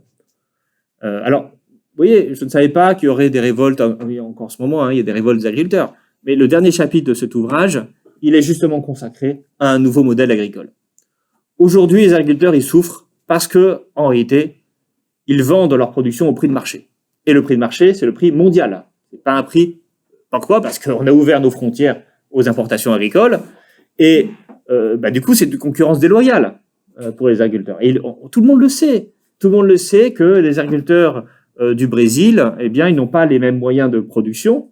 Ils n'ont pas les mêmes normes sociales, ni les mêmes normes écologiques. Ils n'ont pas les mêmes normes de production. C'est-à-dire, on peut avoir du bœuf aux antibiotiques au Brésil, alors que c'est interdit en Europe. Les coûts du travail n'est pas le même. Donc, ils se retrouvent, et le coût de la terre aussi n'est pas le même. Donc, les agriculteurs se trouvent à devoir se battre contre des importations, être mis en concurrence avec des gens, des exploitations, qui ont des coûts de production bien plus faibles. Ça c'est injuste. Donc, qu'est-ce qu'il faut faire? Alors, on pourrait évidemment refuser le Mercosur, mais en réalité, on n'a pas signé des traités de libre-échange avec le Mercosur. Hein. Il y a le CETA, il y a les accords avec la Nouvelle-Zélande. Si vous avez des éleveurs ovins parmi vos amis, ils savent que l'agneau néo-zélandais, c'est beaucoup moins cher que l'agneau qu'on peut produire en France, parce que le coût de la main-d'œuvre sont beaucoup plus faibles, parce qu'on laisse les moutons quasiment en liberté en Nouvelle-Zélande, vu l'espace qu'ils ont. Ils ne vont pas s'embêter à avoir des fermes comme on a chez nous, avec beaucoup de travail derrière. Par rapport à ça, je propose, alors c'est une proposition que je fais dans ce livre, mais j'y travaille actuellement avec d'autres chercheurs. J'étais justement à Bayonne parce qu'on avait un séminaire de travail sur l'agriculture avec des juristes, des géographes, des sociologues. J'étais le seul économiste, mais voilà. Mais je pense que c'est important d'avoir des économistes également. Et on réfléchit sur comment assurer la souveraineté alimentaire, la sécurité alimentaire aussi des gens. Et aujourd'hui, avec le libre-échange, eh bien, on met en danger cette sécurité alimentaire. Parce que quand une partie de la production alimentaire d'un pays vient de l'étranger, que se passe-t-il si jamais on a une interruption des flux de commerce? Il peut toujours y avoir des choses. On sait ce qui s'est passé en Chine, hein, où on avait toutes les usines de semi-conducteurs qui étaient en Chine et on ne pouvait plus importer de semi-conducteurs et donc on ne pouvait plus produire des voitures. Hein. On avait des chaînes de production qui étaient arrêtées à cause du manque de matières premières, enfin de semi-conducteurs ou d'autres choses importées de Chine. Bon, c'est pas grave, c'est des voitures. Le jour où on peut plus importer une grande partie de notre alimentation, là, du coup, ça devient grave. Donc, il faut créer des réseaux de production et de distribution qui soient pas soumis aux lois du marché. Et moi, ce que je proposais, c'est un truc très simple, c'était créons une filière de production agricole vivrière, dont l'objectif est de produire des aliments pour nourrir les gens localement. On a déjà ce genre de choses, mais c'est souvent des initiatives privées, les AMAP ou des réseaux de distribution locaux qui peuvent exister, voire des collectivités territoriales qui essayent d'approvisionner leurs cantines avec des producteurs locaux. Mais tout ça se fait un peu à la marge. Il n'y a pas de constitution d'une vraie filière d'approvisionnement vivrier pour la population.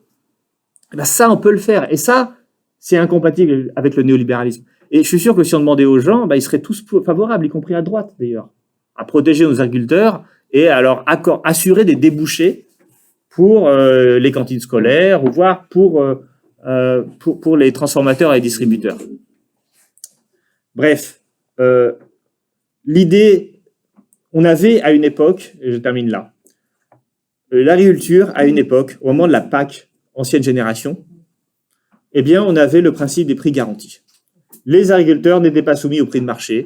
Les prix étaient négociés, discutés et décidés par le pouvoir politique. Alors, ils baissaient en fonction de l'amélioration de la productivité agricole, hein, parce qu'on a eu une baisse des prix dans les années 60 et 70. Mais tout cela était négocié. Et les agriculteurs, ils connaissaient leur prix de vente. Donc, ils savaient que quand ils produiraient, ils pourraient récupérer tel montant et ils pouvaient prévoir leurs investissements. C'est comme ça qu'on a modernisé les campagnes. On a su donc avoir des systèmes productifs. Aussi bien, j'ai parlé de l'électricité, du monopole national d'EDF. On pourrait parler des télécommunications, etc. Enfin, il y avait beaucoup de monopoles nationaux, même la SNCF, le transport.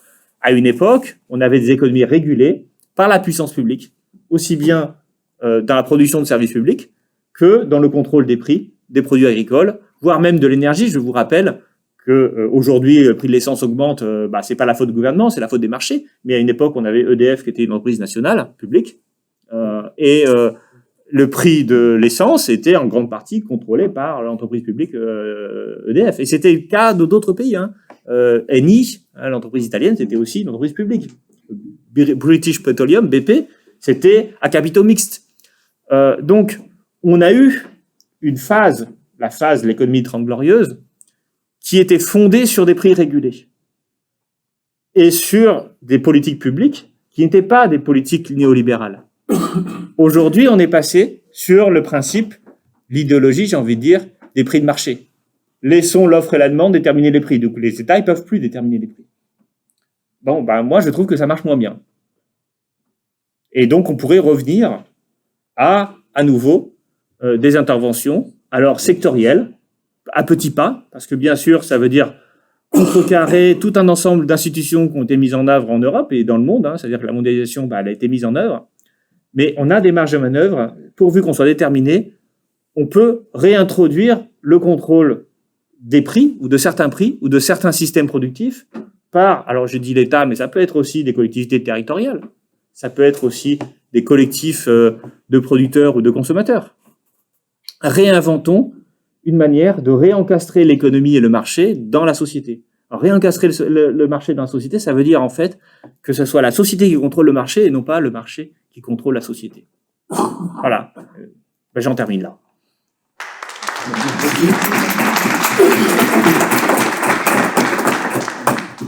Et madame, si vous voulez. Oui, je me disais qu'il y avait une chose dont on en a parlé, mais à la marge. En fait, ça nécessite de sortir des règles européennes. Bien sûr. Et ça, il faut que ce soit concret. Et pour que ce soit concret, d'ailleurs, LFI, à un moment donné, avait dans son programme de sortir de l'Europe. Et alors, on peut parler de Chantal Mouffe, et des Allemands.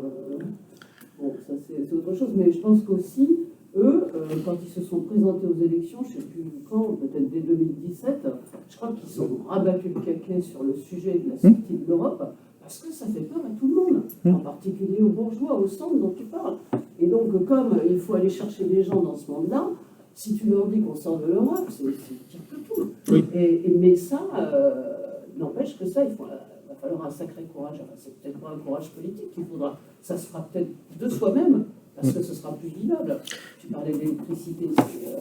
Nous, on a travaillé ici sur l'électricité, l'attaque. On a fait personne n'est là, ici, mais on a fait une présentation de ce que c'était que le système, le marché européen de l'électricité, pour expliquer comment étaient calculés les prix, etc. Et les gens qui étaient là, on n'était pas nombreux. Je l'ai refait à Marsan il n'y a pas longtemps. Les gens qui étaient là, ils étaient sidérés. Oui, mais d'incompréhension par rapport à l'usine à gaz que c'est. J'ai écrit une note une note pour les économistes atterrissent sur les dysfonctionnements du marché de l'électricité. Donc, si ça vous intéresse, je vous invite à taper mon nom et marché de l'électricité, vous verrez la note. Alors, c'est une note assez technique, c'est un truc d'économiste, mais ça raconte bien les défaillances. Alors, mais du coup, ça veut dire que sortir des règles, alors, on fait tout. C'est-à-dire toutes nos règles, toutes nos lois aujourd'hui sont à combien de pourcents des applications des règles. Alors, si je peux vous répondre, je ne crois pas que la manière de présenter ça au grand public soit de dire il faut sortir de l'Union européenne. C'était vrai que c'est ce que disait Mélenchon en 2017. Alors, pour l'anecdote, il était prévu un livret, vous savez, à l'époque, en 2017, Mélenchon avait fait, pour sa campagne, des livrets thématiques. Et moi, j'avais été sollicité, et j'avais des copains qui travaillaient dans le livret Europe. Il n'est jamais sorti. Vous pouvez vérifier. Tous les livrets sont sortis, sauf celui-là. Parce que ça posait déjà des problèmes. Alors, maintenant, du coup, l'objectif politique, l'objectif malin, c'est pas de faire peur aux gens. L'objectif malin, c'est de partir de choses concrètes. L'électricité, l'agriculture, l'industrie. Je pense qu'on a plus de marge de manœuvre que ce qu'on croit dans l'Union. Alors, je suis d'accord qu'à la fin, les règles, il va falloir les changer.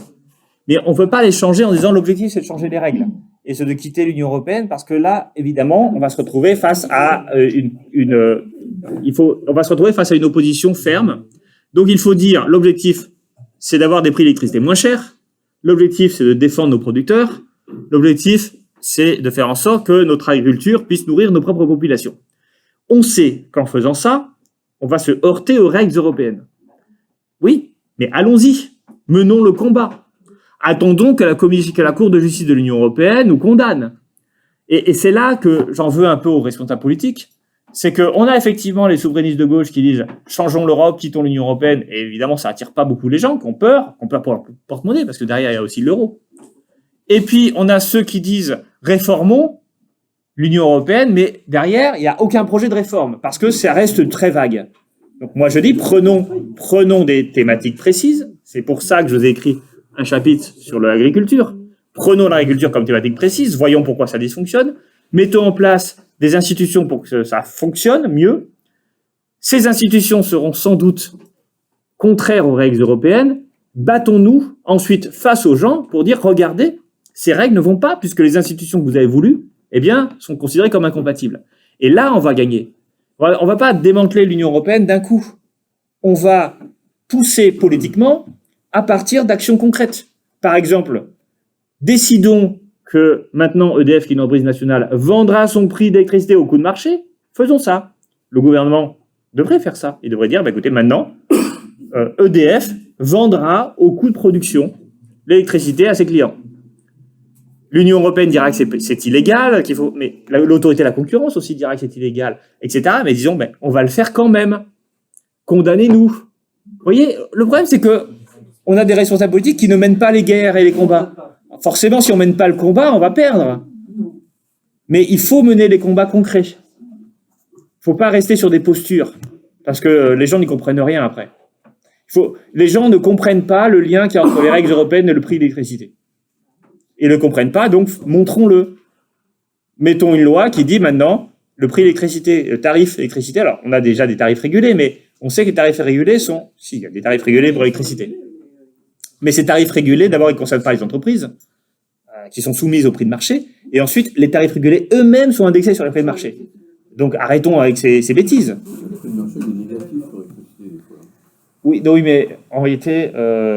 il peut être négatif, mais qu'à des moments précis de la journée, oui. Voilà. Et il n'y a pas grand monde qui en profite, parce qu'en général, c'est au moment où les gens ne consomment pas.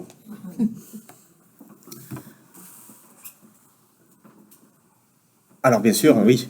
Oui, c'est le titre de votre livre qui m'interpelle déjà.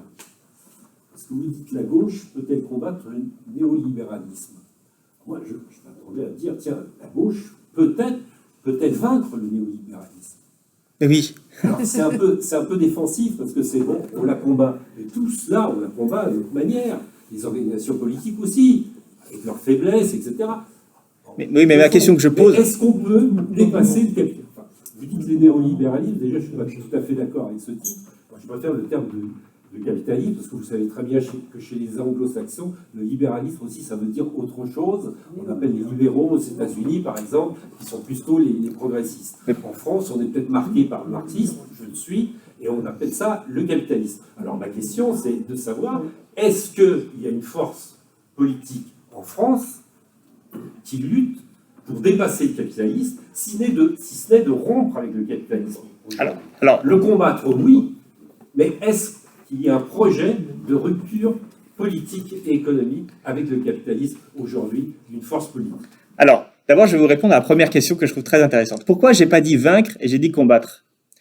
Parce que ce que je veux montrer, c'est qu'il n'y a pas de volonté de combattre.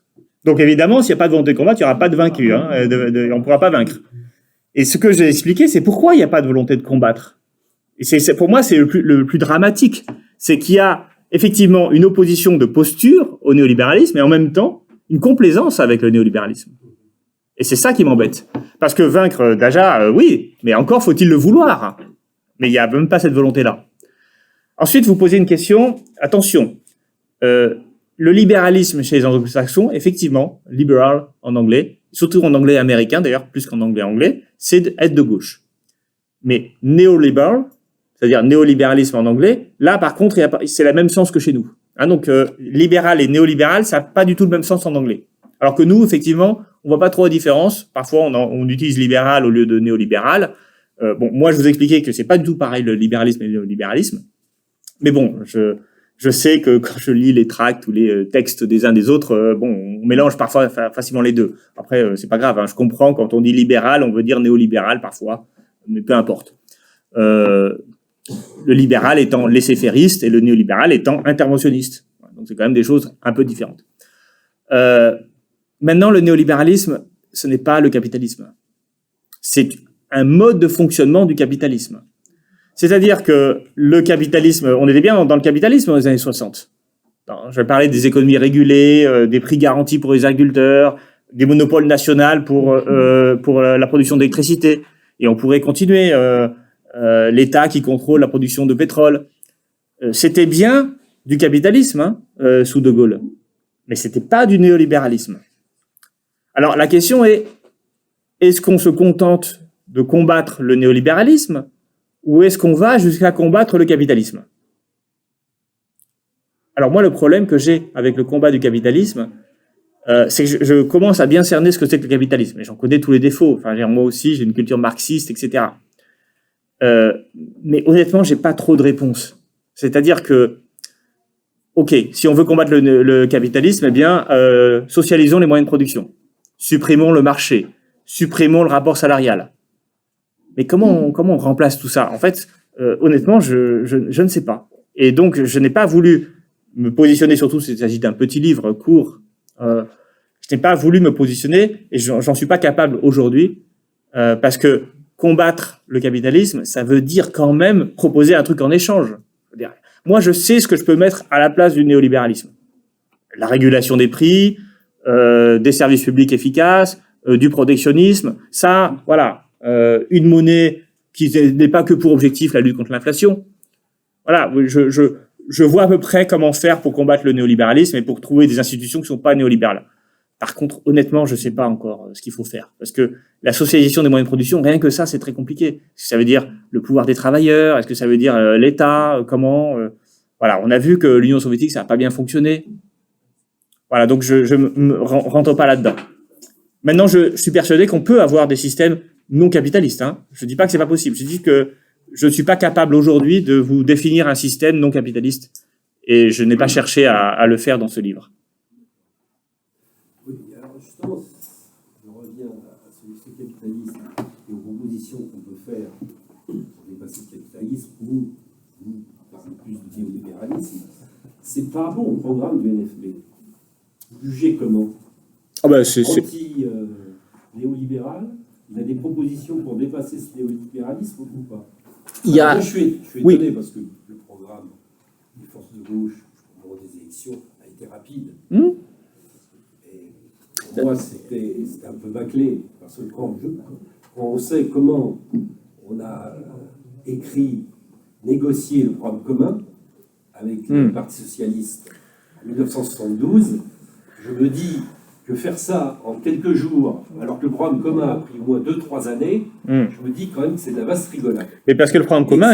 C'est de la circonstance. Le programme commun visait à dépasser le capitalisme, hein, avec la nationalisation de toutes les banques.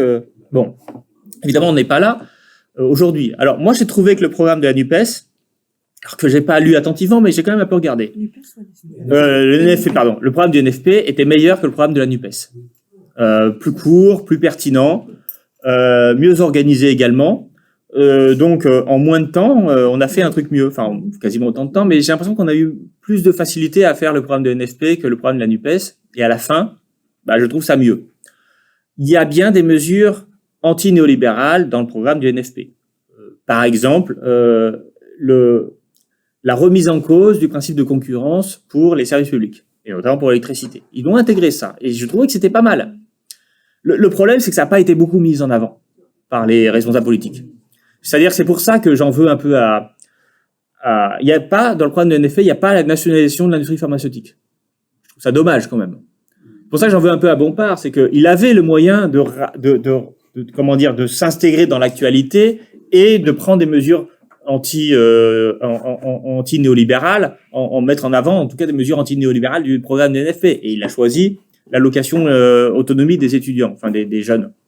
Voilà, et je trouve que c'est un peu un pari manqué. Mais quand on regarde, alors je raconte la stratégie de la France insoumise, mais aux élections européennes, quand même, l'Union européenne, c'est le réacteur nucléaire du néolibéralisme. C'est là que tout s'est joué. Bon, pourquoi est-ce que la France insoumise a fait campagne sur Gaza? C'est quand même là aussi une énorme occasion manquée. Pourquoi Rima Assad numéro 4? 7, pardon. C'était, non, c'est pas numéro, c'est numéro 7? Pardon, c'était qui numéro 4? Il n'y a personne. En tout cas, c'est elle qu'on a vue partout. Et donc, oui, d'accord, ça suscite l'adhésion, ou la répulsion d'ailleurs, enfin, ça suscite les affects. D'ailleurs, c'est ce que dit Chantal Mouffe. Pour gagner la politique, il faut susciter les affects. Mais quand même, on aurait pu, à l'occasion de cette campagne, aller un peu plus loin dans la critique de l'Union européenne. Et même Manon Aubry, qui justement était assez bien parce qu'elle connaissait les dossiers européens, elle parlait pas de Gaza tout le temps, elle a quand même parlé de faire un ISF européen. Et, oui, d'accord, l'ISF, rétablissement de l'ISF, c'est très bien, mais c'est pas, vous avez compris, c'est pas comme ça qu'on va combattre le néolibéralisme. Je veux dire, Hollande, il y avait du SIF sous Hollande, mais c'était du néolibéralisme aussi. Encore une fois, la redistribution, c'est nécessaire, mais c'est pas une action sur le système économique. C'est juste compenser les conséquences du dysfonctionnement du système. Mais est-ce que vous croyez pas, je reprends l'exemple de Bompard, quand il est intervenu là dans cette émission, c'est une chaîne, service public, bon, c'est un moment de grande écoute. Il sait bien que s'il balance un truc comme nationalisation de Sanofi, il va avoir tout. Mais il a fini par le dire après. Ouais, mais il va avoir tout le monde qui va avoir les choses. Oui. Mais vous croyez que la France insoumise a peur de faire peur aux gens? Oui. Ouais, ils passent leur temps à faire peur à tout le monde. On a vu justement au début le fait de bruit et la fureur. Oui. Ça s'est énormément réduit à l'Assemblée. On voit aussi pour le je trouve pas. Hein. Quand on voit les députés LFI. Peut-être, mais ça s'est quand même réduit depuis 2017. Ah bon? 2017, il n'y en avait pas avant de députés LFI. Non, 2017, si, il y en avait. Non, mais avant, il y a avant. Oui. Non, depuis 2017, ça s'est réduit. Ah ben non, ils étaient 17 députés. Non, le nombre de députés, depuis la façon de... Ah ben non, c'est le contraire. C'est depuis 2022. Bah oui, 17 personnes, là. Mais en réalité, c'est démultiplié.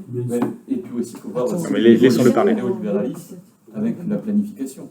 Jean-Luc Mélenchon, pour sa campagne de 2022, c'était la planification à toutes les sauces.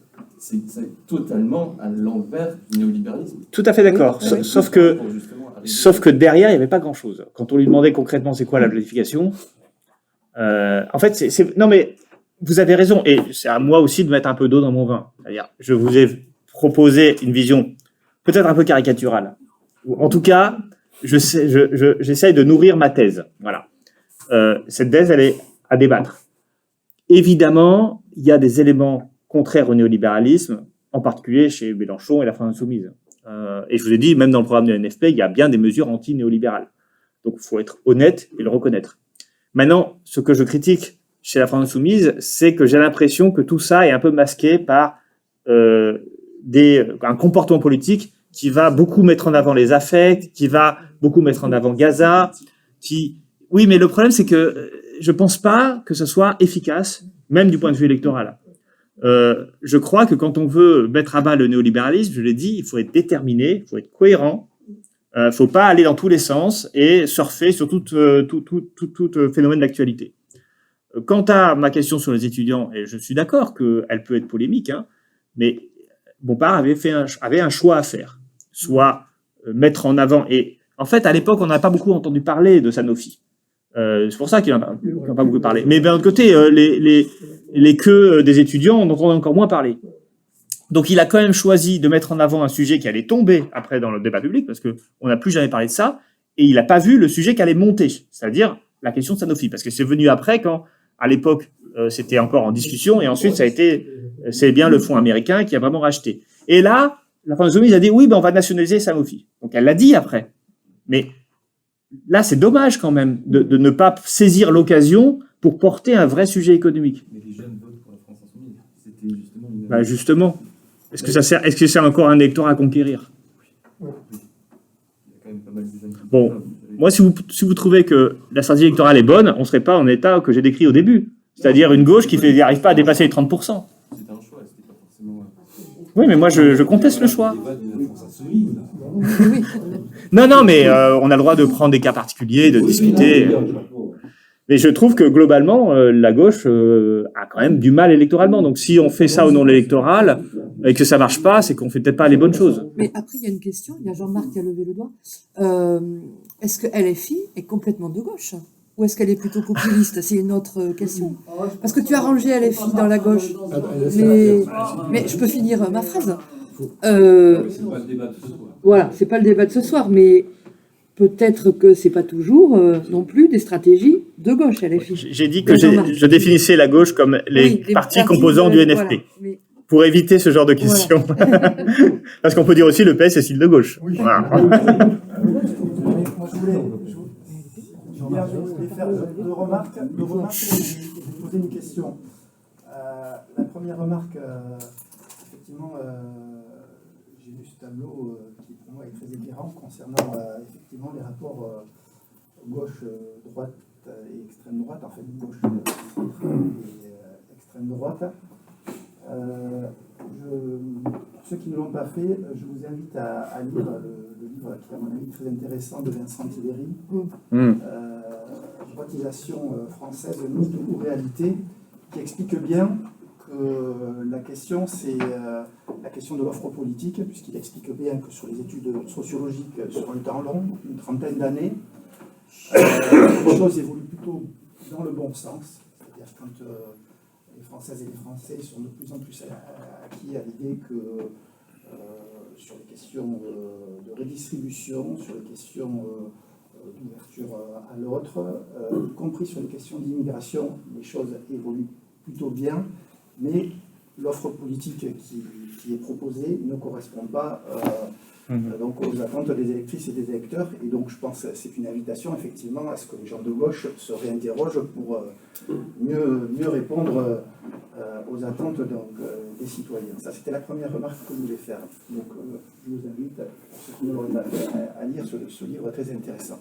La deuxième remarque, c'est que pour moi, le néolibéralisme, c'est aussi... alors vous êtes économiste, et c'est pour ça que vous ne l'avez pas évoqué, mais c'est aussi, dans mon esprit, quelque chose aussi qui, j'allais dire, qui pollue les esprits. Ce que je veux dire par là, c'est que on est aussi constamment, en tant qu'agent consommateur, constamment sollicité. Et pour moi, le néolibéralisme, avec tout ce que induit, suppose dans nos têtes et dans notre façon de vivre, c'est-à-dire on surconsomme, bien que on essaye bien sûr quotidiennement de se corriger, mais on vit aussi dans cette société-là. Ça, c'était la deuxième remarque, mais je ne développe pas. Ma question, c'est, vous l'avez abordé, mais de mon point de vue, pas suffisamment, c'est la question des services publics et la question du financement des services publics. Parce qu'il me semble que, dans un pays comme la France, c'est vraiment quelque chose de plutôt original, y compris par rapport à toute cette vague néolibérale, la question de la reconquête des services publics et les services publics sur lesquels manifestement nos concitoyens sont très attachés, sur l'école, sur l'université. Enfin, j'ai lu un article hier sur l'état de l'université, ça fait froid dans le dos. Ça fait froid dans le dos. Je peux vous en parler aussi, hein, oui, l'hôpital, à Dax, on sait de quoi on parle. Enfin, il me semble qu'il y a également un enjeu fort pour justement résister et proposer des alternatives. Et après, bien sûr, sur la question de son financement. Et j'aimerais vous entendre aussi sur la question, parce qu'on a parlé d'ISF, mais la question de la fiscalité. Comment s'y prend-on pour mieux financer les services publics? Sur votre deuxième remarque, merci pour votre question et vos remarques que je trouve très pertinentes. C'est vrai que le néolibéralisme, c'est aussi, une sociologie et même une anthropologie, si je puis dire. C'est-à-dire vraiment, et d'ailleurs, ça fait partie des choses. Alors, j'ai écrit 2 bouquins quand même sur le néolibéralisme, sur des bouquins qui sont accessibles pour vous, mais Populisme et néolibéralisme, qui montrent comment le populisme ou les populismes sont la conséquence d'une défiance envers les institutions, et que cette défiance envers les institutions est le produit du néolibéralisme. Et je parle aussi dans ce bouquin de la hausse des inégalités comme conséquence aussi du néolibéralisme, et je critique aussi la théorie économique qui nourrit ce néolibéralisme.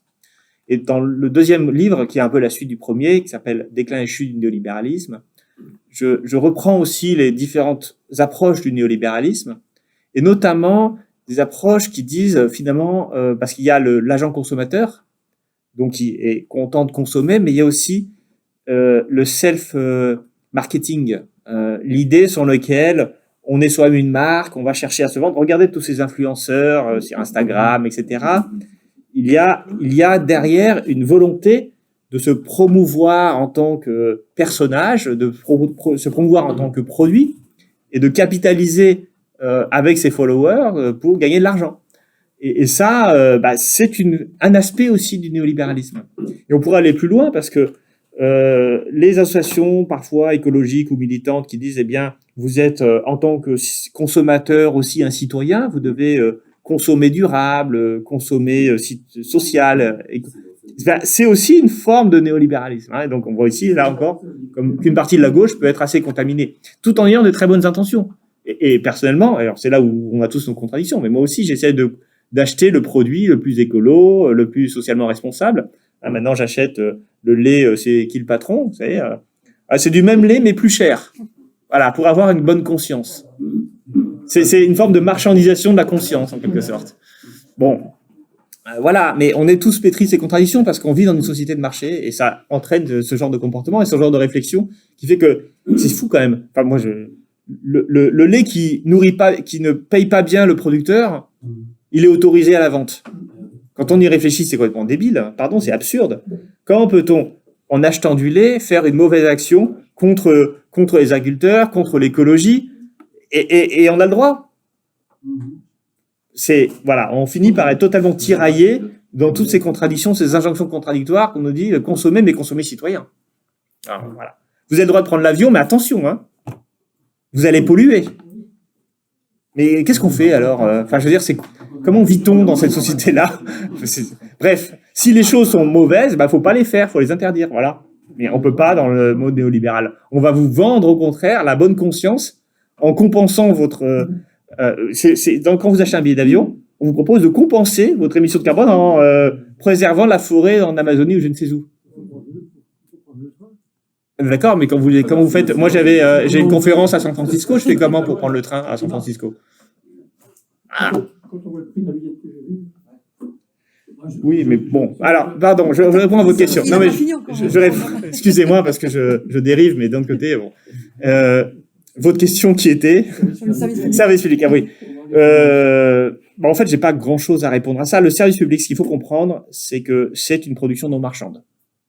Et donc, ça s'oppose au néolibéralisme. Plus on a une part importante du non marchand dans notre société, moins on est soumis à des consommateurs. Et donc, c'est l'usager, c'est pas le consommateur, le service public. Alors, heureusement, en France, on a effectivement une part de service public qui reste importante. Une part de non marchand, qui est à peu près 20% du PIB. Alors, vous savez, on a un État qui prélève 56% du PIB, enfin, qui dépense 56% du PIB, et on a un service public qui ne représente que un peu plus de 20% du PIB. Ça veut dire, ça veut dire que l'essentiel de l'action de l'État, c'est pas de produire des services publics. C'est de redistribuer de l'argent aux entreprises, aux ménages, etc. Donc, c'est ça aussi un peu un problème. La fiscalité, elle est normale pour financer un bien non marchand. C'est-à-dire qu'un bien non marchand, un service non marchand, il est financé par la fiscalité. C'est le principe à chacun selon ses capacités. Oui, et pour chacun selon ses besoins. En gros, c'est la philosophie d'abord. Oui, mais on va avoir des impôts progressifs Donc, chacun selon ses capacités contribue, et ensuite, chacun selon ses besoins. Quand vous avez des enfants, vous avez le droit de les amener à l'école, voilà, et c'est financé. Moi qui n'ai pas d'enfants, je finance l'école des uns et des autres. Et j'en suis heureux, parce que c'est le principe même des services publics. Maintenant, le problème, c'est que aujourd'hui, la fiscalité, eh bien, elle est de plus en plus inégalitaire. Pourquoi ? Parce que pour des raisons, là aussi, liées à la concurrence des États pour attirer les investissements, on va réduire les impôts, la fiscalité des entreprises. On était à 50% dans les années 80 d'impôts sur les sociétés. On est passé à 33% pendant longtemps, et maintenant on est à 25%. On a supprimé une grande partie des impôts de production, enfin, on a supprimé beaucoup d'impôts qui pèsent sur les entreprises, et à la fin, on arrive à un trou. Quand on fait le cumul de toutes les suppressions d'impôts, on arrive à 60 milliards de trous. Et ben, c'est le surcroît de déficit qu'on a aujourd'hui. Alors, c'est pas, on a plus que 60 milliards malheureusement en déficit, mais le déficit en plus qu'on a, c'est essentiellement les réductions de fiscalité. Et donc, du coup, qu'est-ce qu'on fait ? Eh bien, on sacrifie les services publics. À l'université, à l'hôpital, etc. Le député du NFP avait fait voter, y compris à l'Assemblée nationale, des recettes suffisantes pour combler le trou. Bien sûr, et ils ont raison, c'est très bien. Voilà, mais cela dit, Comme quoi c'est possible. oui, c'est possible, mais ça rompait avec la politique de l'offre. Et alors là, il y a quand même un effet problématique, c'est-à-dire que moi, je suis pour qu'on réaugmente, qu'on rétablisse l'ISF, qu'on réaugmente l'impôt sur les sociétés, etc. Mais ça peut avoir des conséquences négatives sur l'emploi et l'industrie, parce que si on ne conteste pas la libre circulation du capital, il est clair que si on taxe les entreprises davantage, eh bien, on va se retrouver avec des investissements en moins et peut-être des emplois en moins. Le problème, c'est qu'on peut se donner des postures de « je veux retrouver une source fiscale des entreprises ». Mais si tous les pays autour de nous baissent leurs impôts sur les entreprises, eh bien, on va se retrouver avec les industriels français préféreront implanter leur usine de production ou de batteries électriques en Allemagne ou en Espagne plutôt qu'en France. Et ben donc, il faut aussi mener le combat de lutte contre le marché unique et l'architecture. On peut pas juste dire, eh bien, je vais réaugmenter, refaire la justice fiscale, si derrière la justice fiscale, eh bien, il y a un effondrement de l'investissement. Les bras montants. Oui, mais c'est ça qui est... Ah, c'est vrai. Il y a du boulot. Alors, en réalité, la politique de baisse d'impôts de Macron, elle n'a absolument servi à rien. Donc, je pense que si on retrouvait la fiscalité d'avant de Hollande, il n'y aurait pas tant d'effets négatifs sur l'économie. Mais, bon, on est quand même en concurrence, et le problème, c'est que c'est relatif, c'est-à-dire ça dépend de ce que font les pays à côté. Si les pays à côté continuent de baisser leur fiscalité, ça va être compliqué de ne pas le faire pareil. Et ça, c'est un truc terrible. Mais il y avait une question... Oui, il y avait Alain. Dans votre intervention, vous avez tracé quelques pistes, je ne reviens pas sur la question de Jean-Marc. Effectivement, vous venez de le redire, on peut inverser le processus.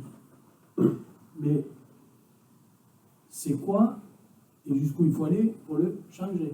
Il faut changer effectivement des règles. Moi, je suis pour qu'on puisse désobéir aux règles européennes. D'ailleurs, je vous invite à réfléchir, on l'a fait. Hein. Le déficit, il est à 7%, il n'y a personne qui veut nous prendre. Hein. Sauf qu'on nous fait payer, etc. Mais en même temps, il faut se dire une chose, c'est qu'individuellement, on participe à donner raison à ceux qui veulent aller dans cette société. Vous avez parlé de l'électricité.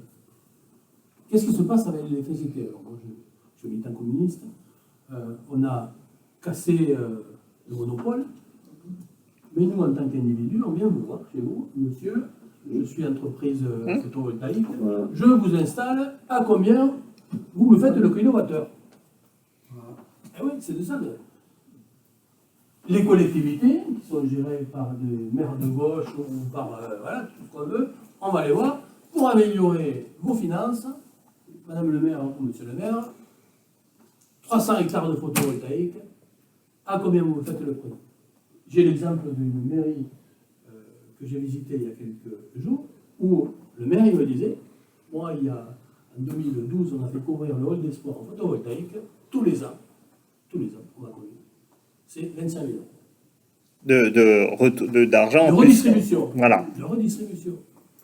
Et donc, c'est le libéralisme qui... Ouvrir un toit et 300 hectares, c'est pas la même chose. Non, mais je sais bien, Jean-Marc, mais j'essaie de démontrer.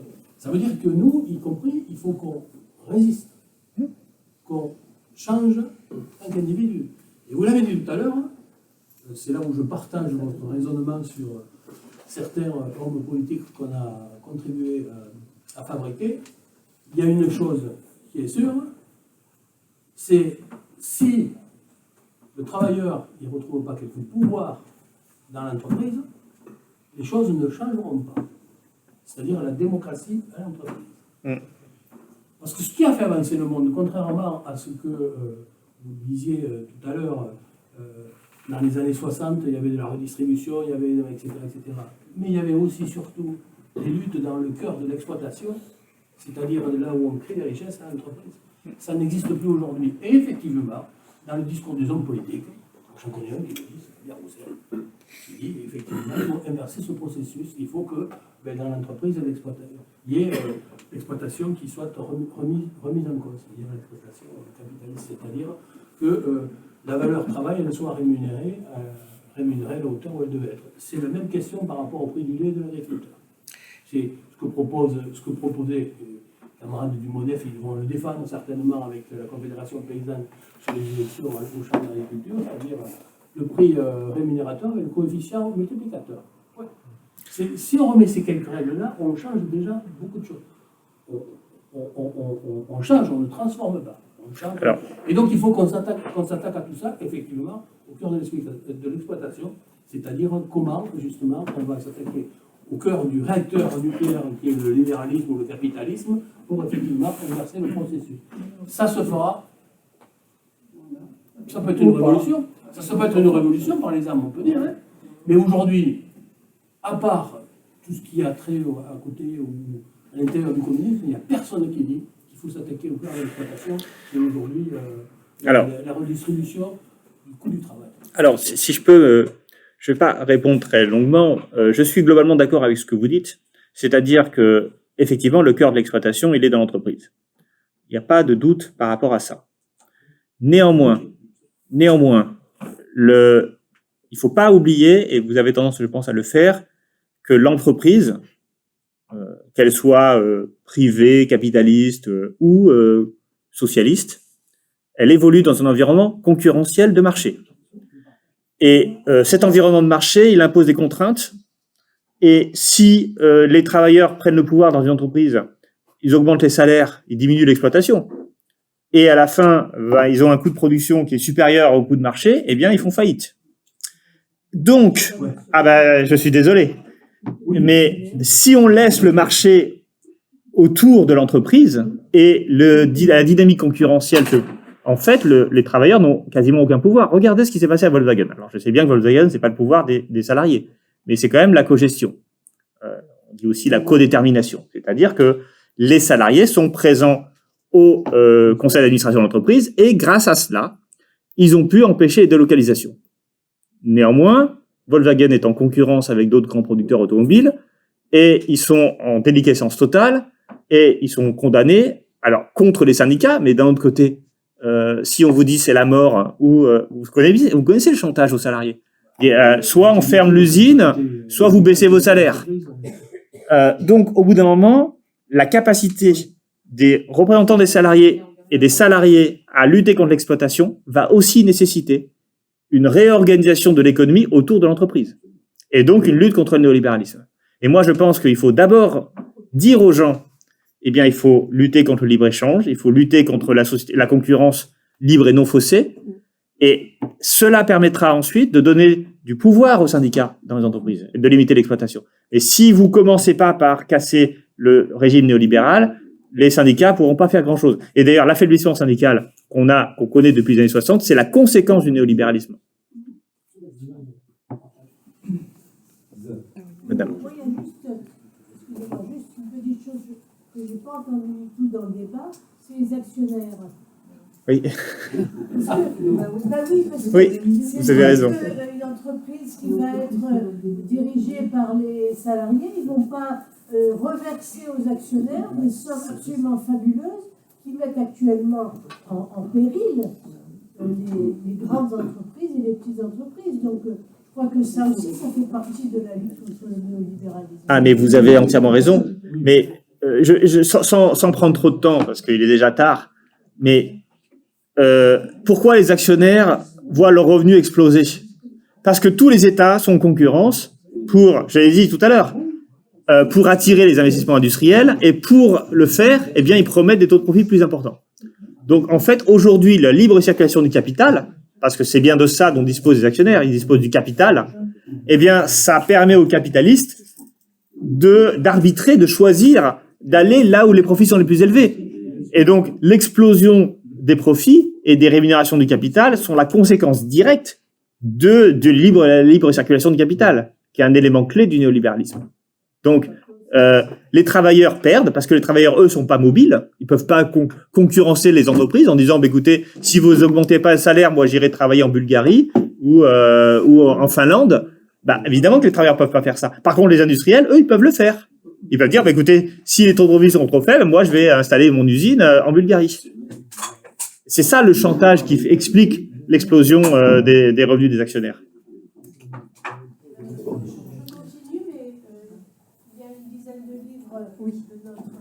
Oui, alors apparemment, il y en a aussi ici. Hein.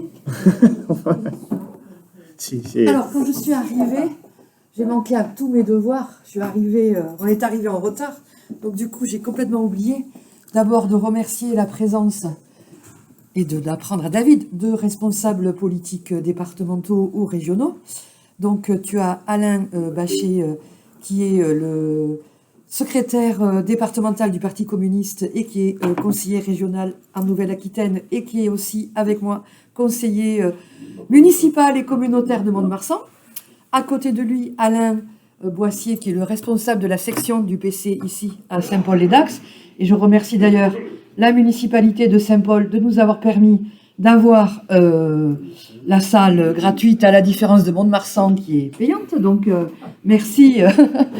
On voit la différence quand on a une municipalité de gauche. Et Jean-Marc, alors il n'y a pas que... Il y a aussi Anne-Marie, qui est maire d'une commune de Maïlis et qui a été la suppléante en 2017 et en 2022 de Boris Vallaud. Et Jean-Marc Lespade, qui a été longtemps le maire de Tarnos. Tarnos, une commune communiste depuis plus d'un siècle, depuis la création du PC, voilà, qui est toujours communiste. Et Jean-Marc est conseiller départemental et a été candidat pour la NUP et pour le NFP aux législatives, donc 2022-2024. Nelly, qui est élue à Tarnos, conseillère municipale. Je pense que j'en oublie. Je ne connais pas non plus tout le monde. Voilà, il y a des élus de Saint-Paul-les-Dax, voilà, merci. Socialistes, voilà, mais oui, c'était invité pour tout le monde. Des citoyens, des membres d'Attaque, après, je ne sais pas forcément... donc Antoine, que tu connais, GRS. Voilà, et c'est chouette, quoi, de pouvoir... Tu peux dire qu'on a gagné au rugby. Ah bon? Que Dax est en train de gagner. C'est le principal. Merci.